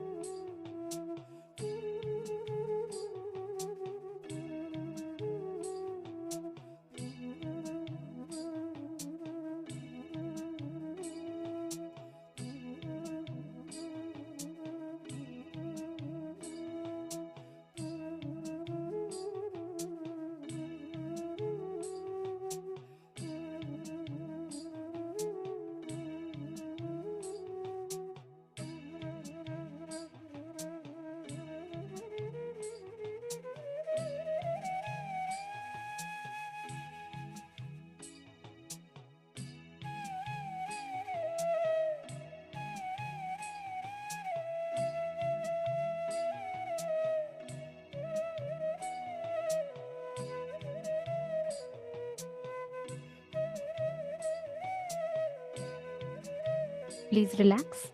Yes. Now, as all of you manifest this power of space creation, where anything you visualize, making that into reality, we're going to be entering into a very, very beautiful and a very important session next.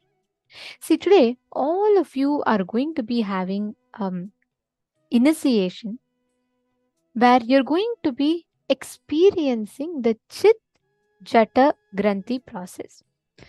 Now, each of us have a certain block in our DNA, like we all have like a knot in our DNA. The sounds that coils, the wrong sound patterns that coils around our DNA, which makes us fall into the same pattern again and again. We are now going to be learning about what is this Chit Jata Granthi process. And we're also going to be understanding how using Mahavakya, you can come out of the wrong connections that are there in your DNA level. Very beautifully, Swami explains the whole process. See, now all of you were sitting and doing the power of space creation. Each one of us were sitting and manifesting that.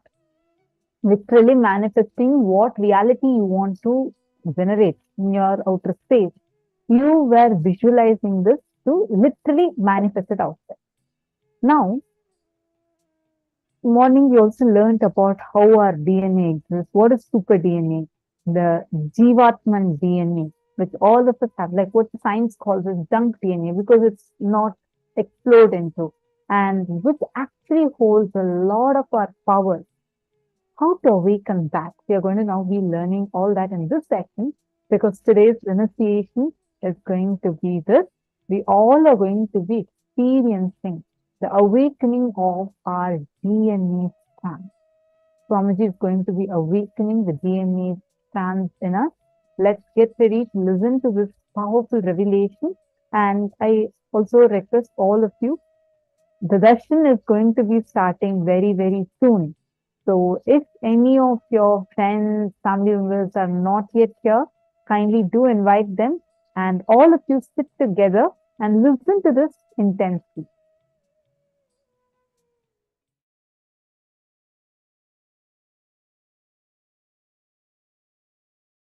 I was expanding on the science of making the best, highest superconscious mutation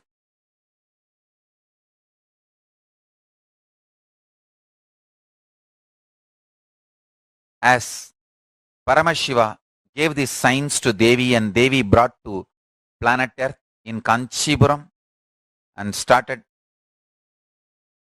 manifesting it.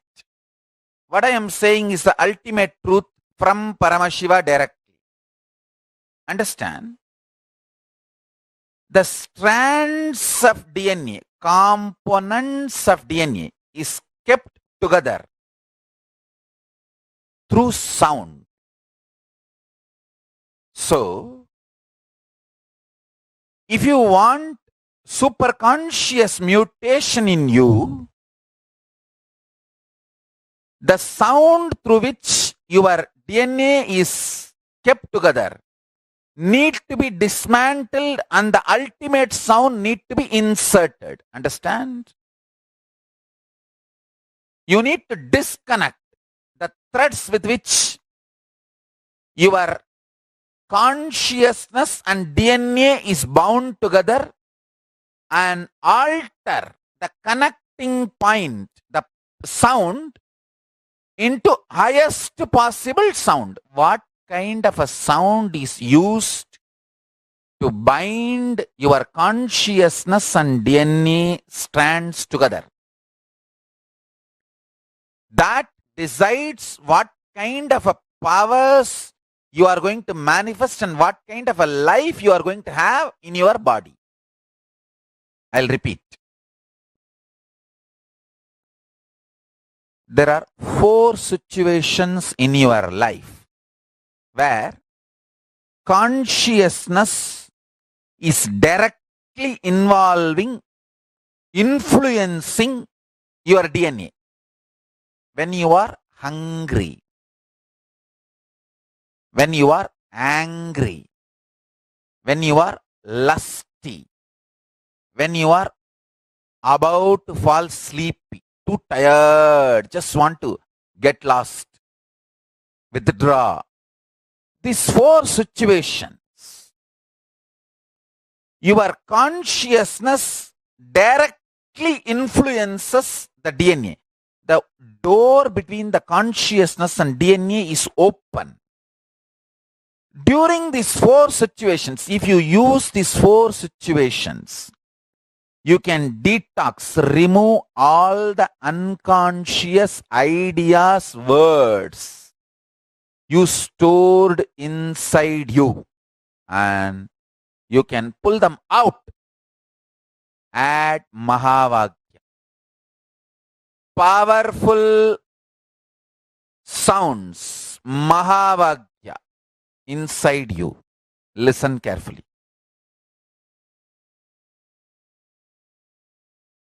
Listen carefully.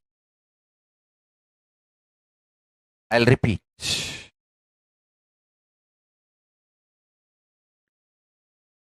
Your DNA strands are connected through water, hydrophobic material. DNA strands and the consciousness is connected through sound, sounds with which they are connected matters. The good news is you can reprogram, replace the old sounds through which your consciousness and DNA strands are tied together, connected together. The great news is you can use these four opportunities to do it easily. I'll give you the precise conclusion. Whenever you feel hungry, angry, lusty, sleepy, intensely reverberate your whole being with Mahavakya. Om Nithyananda Paramashivoham. With the decision, let my being, let my consciousness manifest itself through my DNA using this Mahavakya as connection point. Let Mahavakya be the connective point. I tell you, immediately you will experience Kailasa. This Mahavakya is directly from Kailasa. Understand? Your life is all about what kind of a connection your consciousness and DNA has. That's all. Chit Jata Kranti. Chit means consciousness. Jata means DNA. DNA is the closest matter which can have connection with consciousness. Chit Jata Granthi. The knot between the Chit and Jata. What is the material with which that knot is made? That sound. Sound is the material with which that knot is made. What kind of a sound made that knot? Listen, I'm repeating. If Mahavakya is the sound with which Chit and Jata is connected, you will have ultimate superconscious mutation.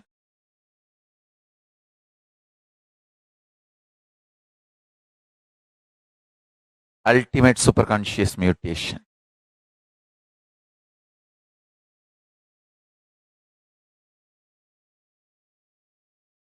I am telling you. See, I had a guru. His name was Narayana Swami Tata. is adept in the science of Aushadha, medicines. He will collect herbs from the ground which was never walked by human beings. மனித கால்படாத இடத்திலிருந்து வேர்களும் செடிகளும் மூலிகைகளும் கொண்டு வருவார். Let me repeat. The place where human beings never walked, from that kind of places he will bring herbs, roots. How you know? He had a trained dog and a goat. The dog will take the goat and go. Goat will identify the herb. Dog will just pick it up and bring it. I have seen this happening. I am not telling you stories. He lived just few years, maybe 30 years before. And still his son, grandsons are, his family is still living in Tiruvannamalai. You can go and talk to them. You will find what I said is true. His name is Narayana Swami Tata. Still the home he lived is there. And all the things he used is there. Maybe the dog may not be alive because you can see his photograph. But surely the family knows whatever I am saying and you can talk to them. I had this kind of masters who are adepts. He told me once, when he was making the Aushadha, for a so-called incurable disease, kind of a very dangerous cancer, for that he was making Aushadha.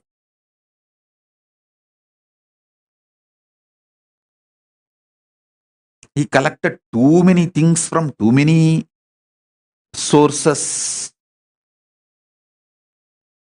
and finally made the Aushadha. He called that disciple, or I should say that client, who came to him for healing, for medical care, medical help, Aushadha help, the customer. And he gave that medicine to him. Asked him, eat this medicine every day, once a day, for next 42 days. He prepared that medicine with a lot of difficulty. Third day, that guy came back saying that somebody in the home unknowingly threw that whole packet into the river. Without knowing that it is a medicine, they just threw the whole thing while they were cleaning the home and put it in the river. Nearby small stream where they dump all the unwanted things. Surely it is very difficult to do the medicine again. I was wondering how he is going to solve, how he is going to help this person to get out of the cancer now, because making the medicine again, collecting the whole items, almost impossible.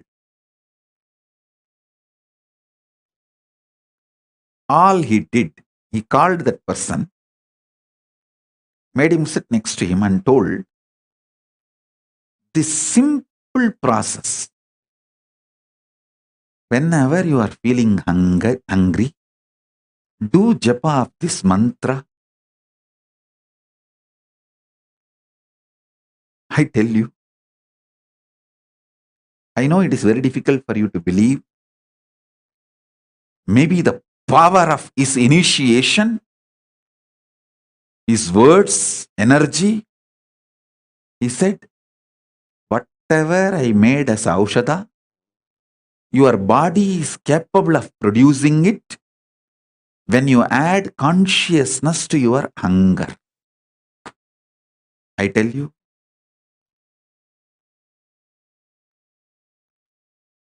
surely it is the power of his initiation, because I saw he was having his hand on the shoulder of that person while he uttered these words. So that words have gone into his body like a powerful energy shock. Now literally I am having my hands on all your shoulders and giving you this initiation.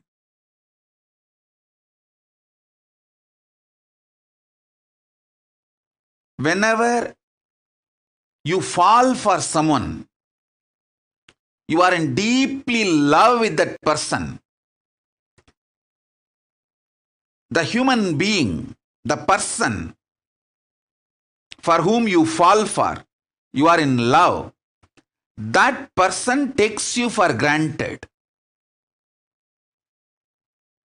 You feel the other person for whom you have fallen is not loving you so much as you feel for him or her.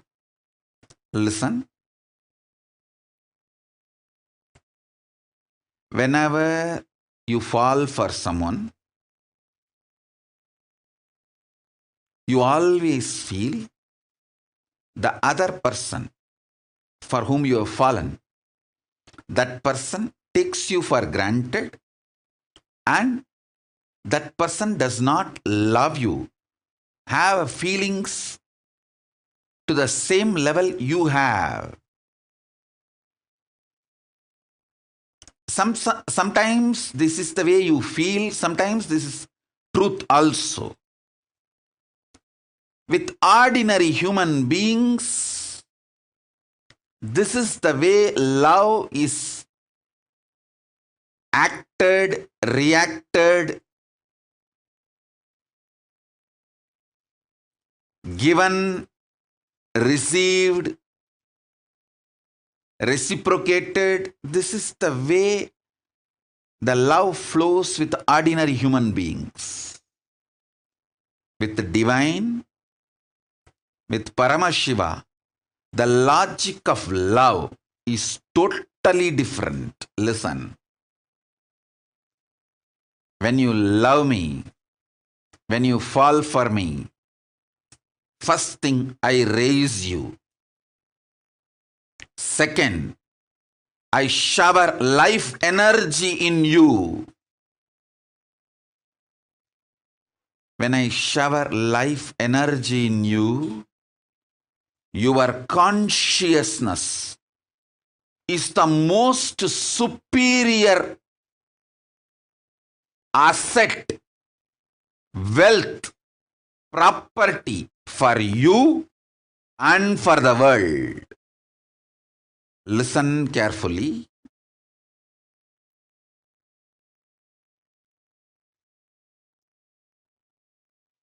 I'll tell you one small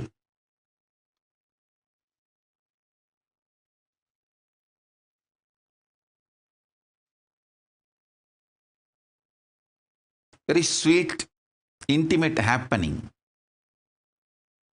between me and my Guru Arunagiri Yogeshwara. I carried food for him one day and he was eating. Few food parts fell from his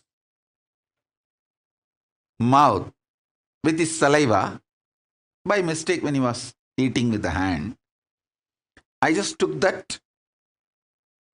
He thought I am cleaning it up and I may throw it away, but I did not throw it away. I just put it in my mouth. Prasada. The Guru Uchishtam. Guru Prasada. He smiled at me. I still remember. He said, now this body, showing my body, has also become precious asset for the world. It will do a lot of good.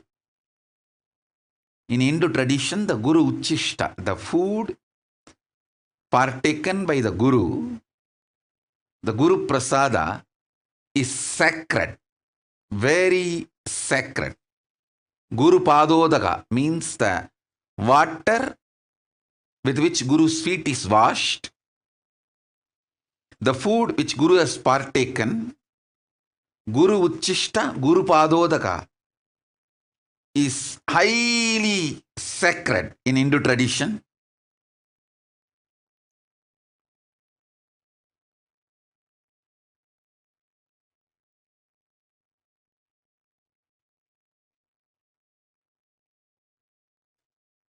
He said, just that little Uchishta which I took,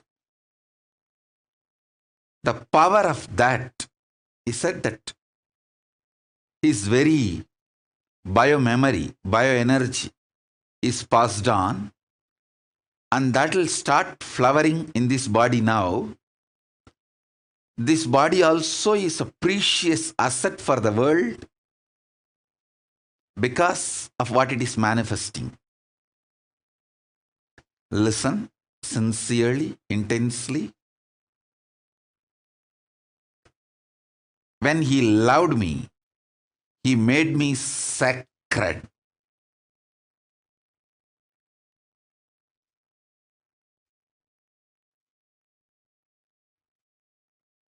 When I fell for him, he raised me and he made me sacred by showering his love on me.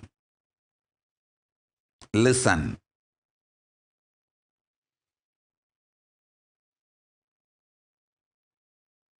All of you, my disciples, followers, whom I initiated, all of you have received the greatest, best Uchishta, that is mantra, the Mahavakya, which I used most in my life, is the Mahavakya. The mantra, if you have received, you received the best, greatest Uchishta from me.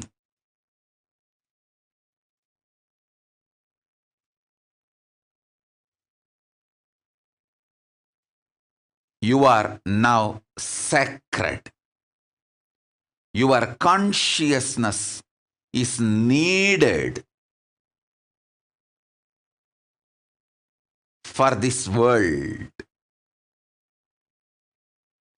Each of you meditating, living Veda Agamic lifestyle, living enlightenment not only helps you, it helps the world to sail through this pandemic, this pralaya.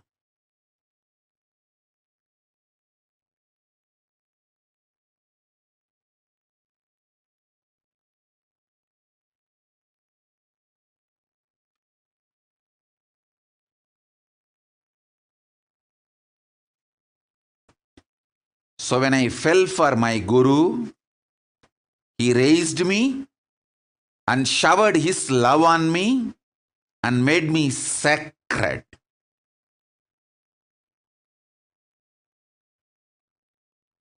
He did not take me for granted. Same way, I want to tell each one of you, I don't take you for granted. When you fell for me, I shower my love on you, and I don't take you for granted. I make you sacred. Understand? Sometimes I may not be giving attention, but never ever feel I take you for granted. I don't take you for granted. Sometimes if I give you attention, you become more conscious and spiritually awakened. Then I shower you with my attention. Sometimes when I give attention, you try to use me like a crutch. Hang on. Then I tell you, don't use me as a crutch. I may not give you attention at that time, but I never take you for granted. Understand? Each one of you are conscious boats to help the humanity sail through this pandemic. When you are doing yoga every day, don't think you are saving only yourself. You are saving many more beings consciously to sail through this pandemic, through this pralaya. In Guru Gita, there's a beautiful verse. Guru padodakam panam, guru ruchishtabhojanam, guru murte sadadhyanam, gurumna sada japaha. Gurur namna sada japaha. One should drink the Guru's feet washed water and eat the remnants of the Guru's food plate. One should always chant the name of the Guru and always meditate on the Guru's form. Guru padodakam panam, gururuchishtabhojanam, gurumurte sadadhyanam, gurur namna sada japaha. What a life! If someone gets this four, they got much more than mukti. If someone gets this four in their life, every day especially, they got much more than mukti.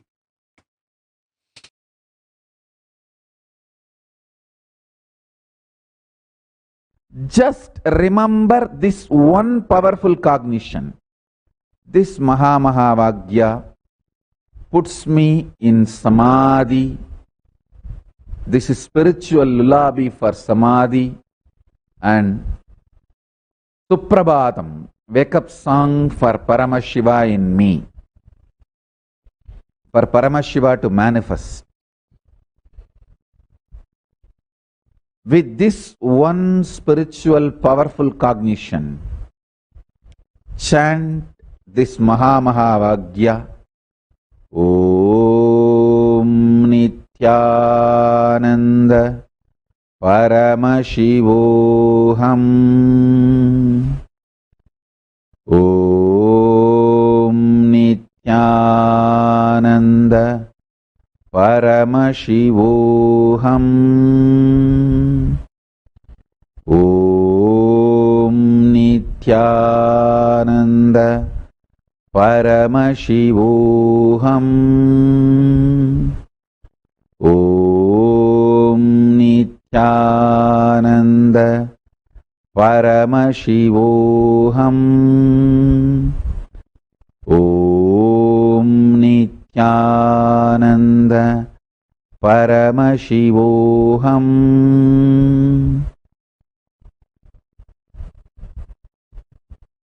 I have also implanted the bija mantras, all the 54 sounds. Some of the Sanskrit scholars may think, oh, it's only 51, some 52. What does he mean by 54?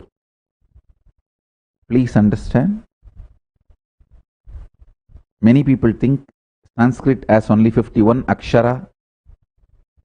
Some say, no, it is 52. But I tell you, 54. There are 54 bijas, powerful seed syllables. I have embedded them into this Mahavakya and has manifested the various versions of Mahavakya, which I will be sharing with all of you in further satsangs, like Om Nithyananda Paramashivoham. When the Devi Bija, Parashakti Bija is embedded, Om Hreem Nithyananda Paramashivoham. When Ganapati Bija is embedded, Om Gham Nithyananda Paramashivoham. So with each Bija mantra, this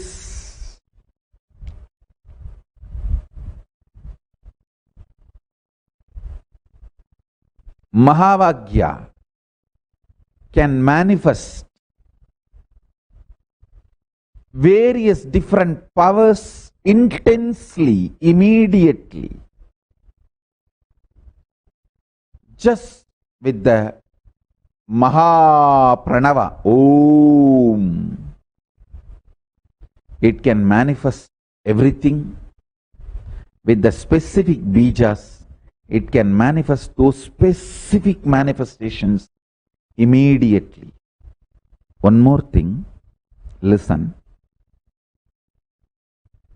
When I said there are 54 sounds, there are some sounds which can never be written, which can't even be uttered. It can only be manifested as a vibration. It can be transmitted from guru to disciple. That sound is called Anahata Dvani, uncreated sound. Uncreated sound. Ahata means two objects hitting. Even your tongue hitting the air and producing a sound is ahata. Anahata means the sound which is produced by not anything hitting anything or uncreated, just pure manifestation from existence.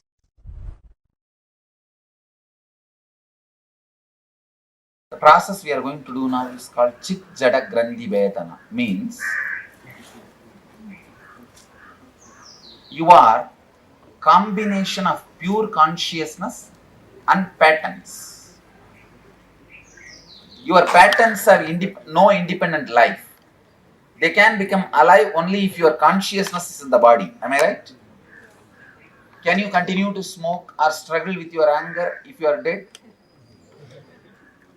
So only because of your consciousness existence, because of your consciousness, your patterns are empowered. Same way, you don't exist just as a consciousness, patterns. Even you seeing you and me are different is a pattern. You and me are separate is a pattern. So still the patterns are there. It means as on now the reality is you are together. You are totality of consciousness and patterns. As I said earlier, I cannot complete your patterns layer by layer, one by one, but I can put fire on your patterns. That I have a freedom.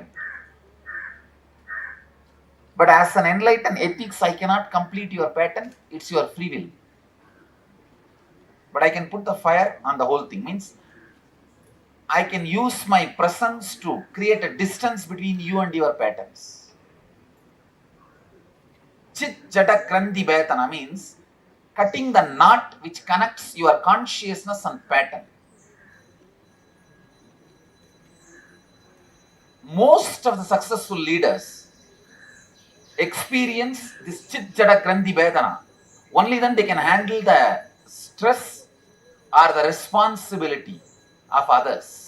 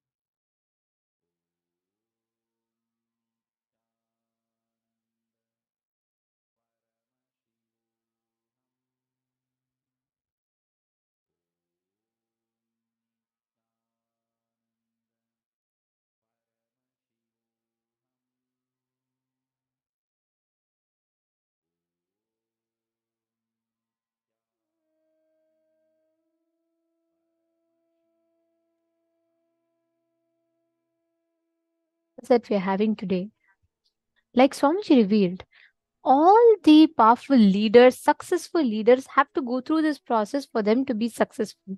Only then they'll be able to handle the pressure or stress.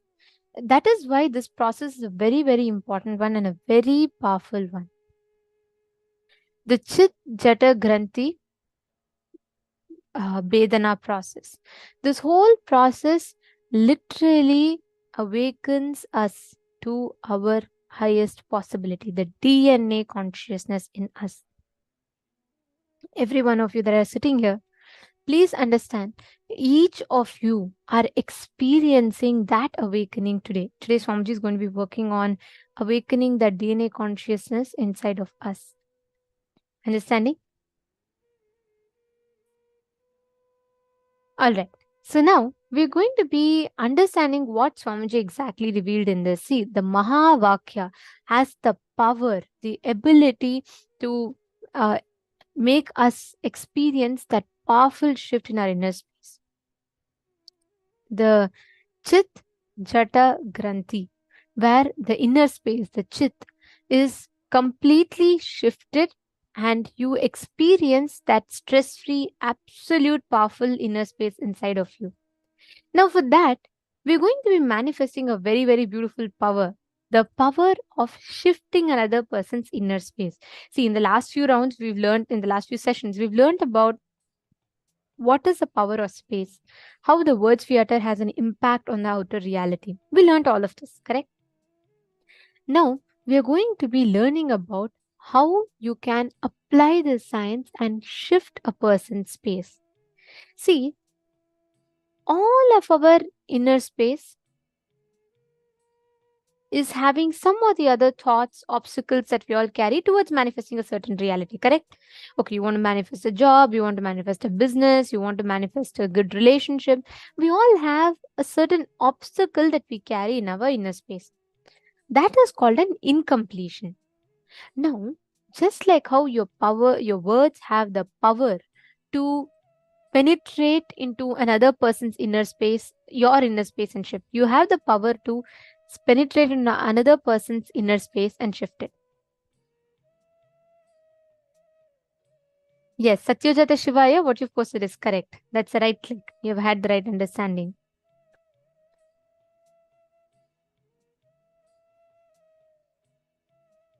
Very nice. Shane Denisaya. Okay, now we're going to be manifesting this power. Are all of you understanding the ability? See, your words have the power to create an impact in another person's inner space. This reminds me of a very nice story. I always like sharing this.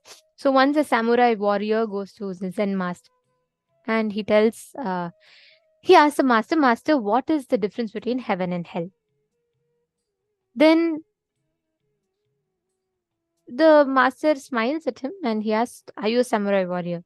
He has the pride on the face and he says, yes, I am. Then the master looks at him and laughs and says, how can you be a samurai warrior? If you can be a samurai warrior, anyone else can be. What is so great? You don't even know this much and you want to become a samurai warrior?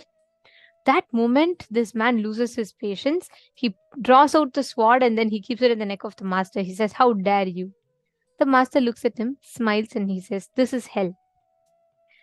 The warrior understands. He smiles. He's having gratitude. He puts his sword back in. He falls at the master's feet and he says, thank you, master.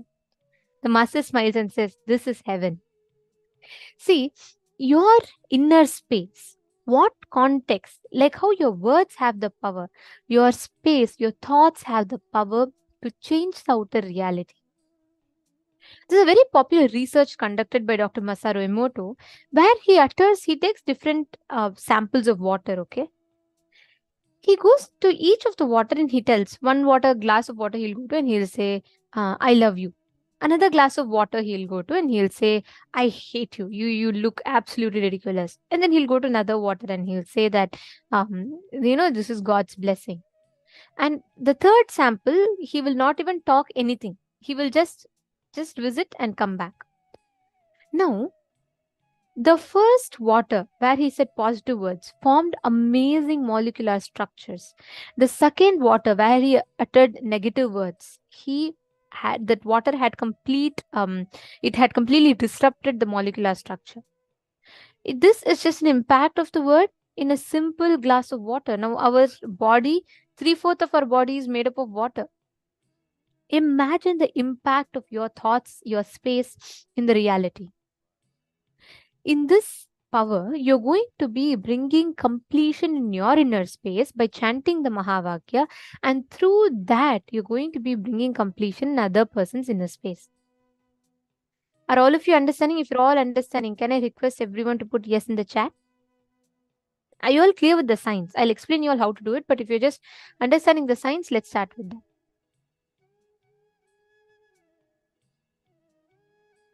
Can I request you all to put yes in the chat? Great.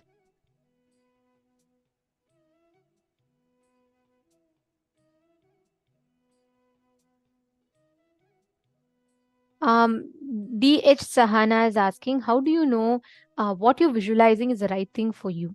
And she's saying that as long as you are visualizing, mind is there, isn't it? Very nice question. I'll answer it for you. See, every time you create a space for something, okay, there is nothing called right or wrong. If in your immature understanding or mature understanding, whatever it is, like in your understanding, something may be best for you at that point in time. But as you mature, you will feel like this was too immature of me to think of it. There's better goals that I need to set. As we keep evolving, as our inner space evolves, our ideas, our thoughts, everything evolve. So there's nothing definitive as right or wrong.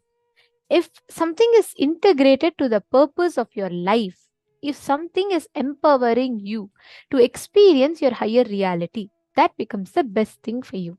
Understanding, ma? So now, that answers the first question. So there's no definite thing is right or wrong. What may be right or wrong for you could be right or wrong for another person. Something might be right for you, it might be wrong for another person. So it is subjective. And that the point of measuring is, are you aligning yourself to your higher identity through that act?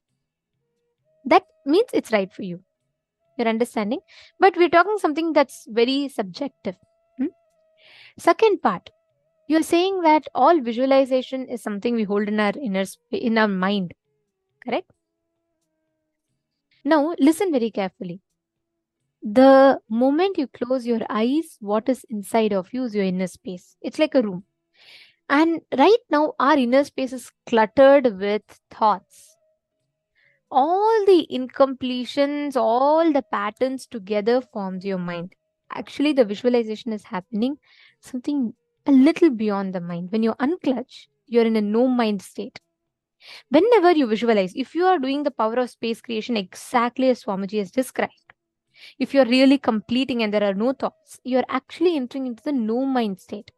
In the no mind state, you make the visualizations, and those visualizations are 3D printed as reality. So with our mind, which is cluttered, if you have something, it's just thoughts, like you think of it. But the process of space creation is where you are creating, you're consciously visualizing it in your inner space, which is a step beyond the mind, which goes to the no mind state. Understanding, ma?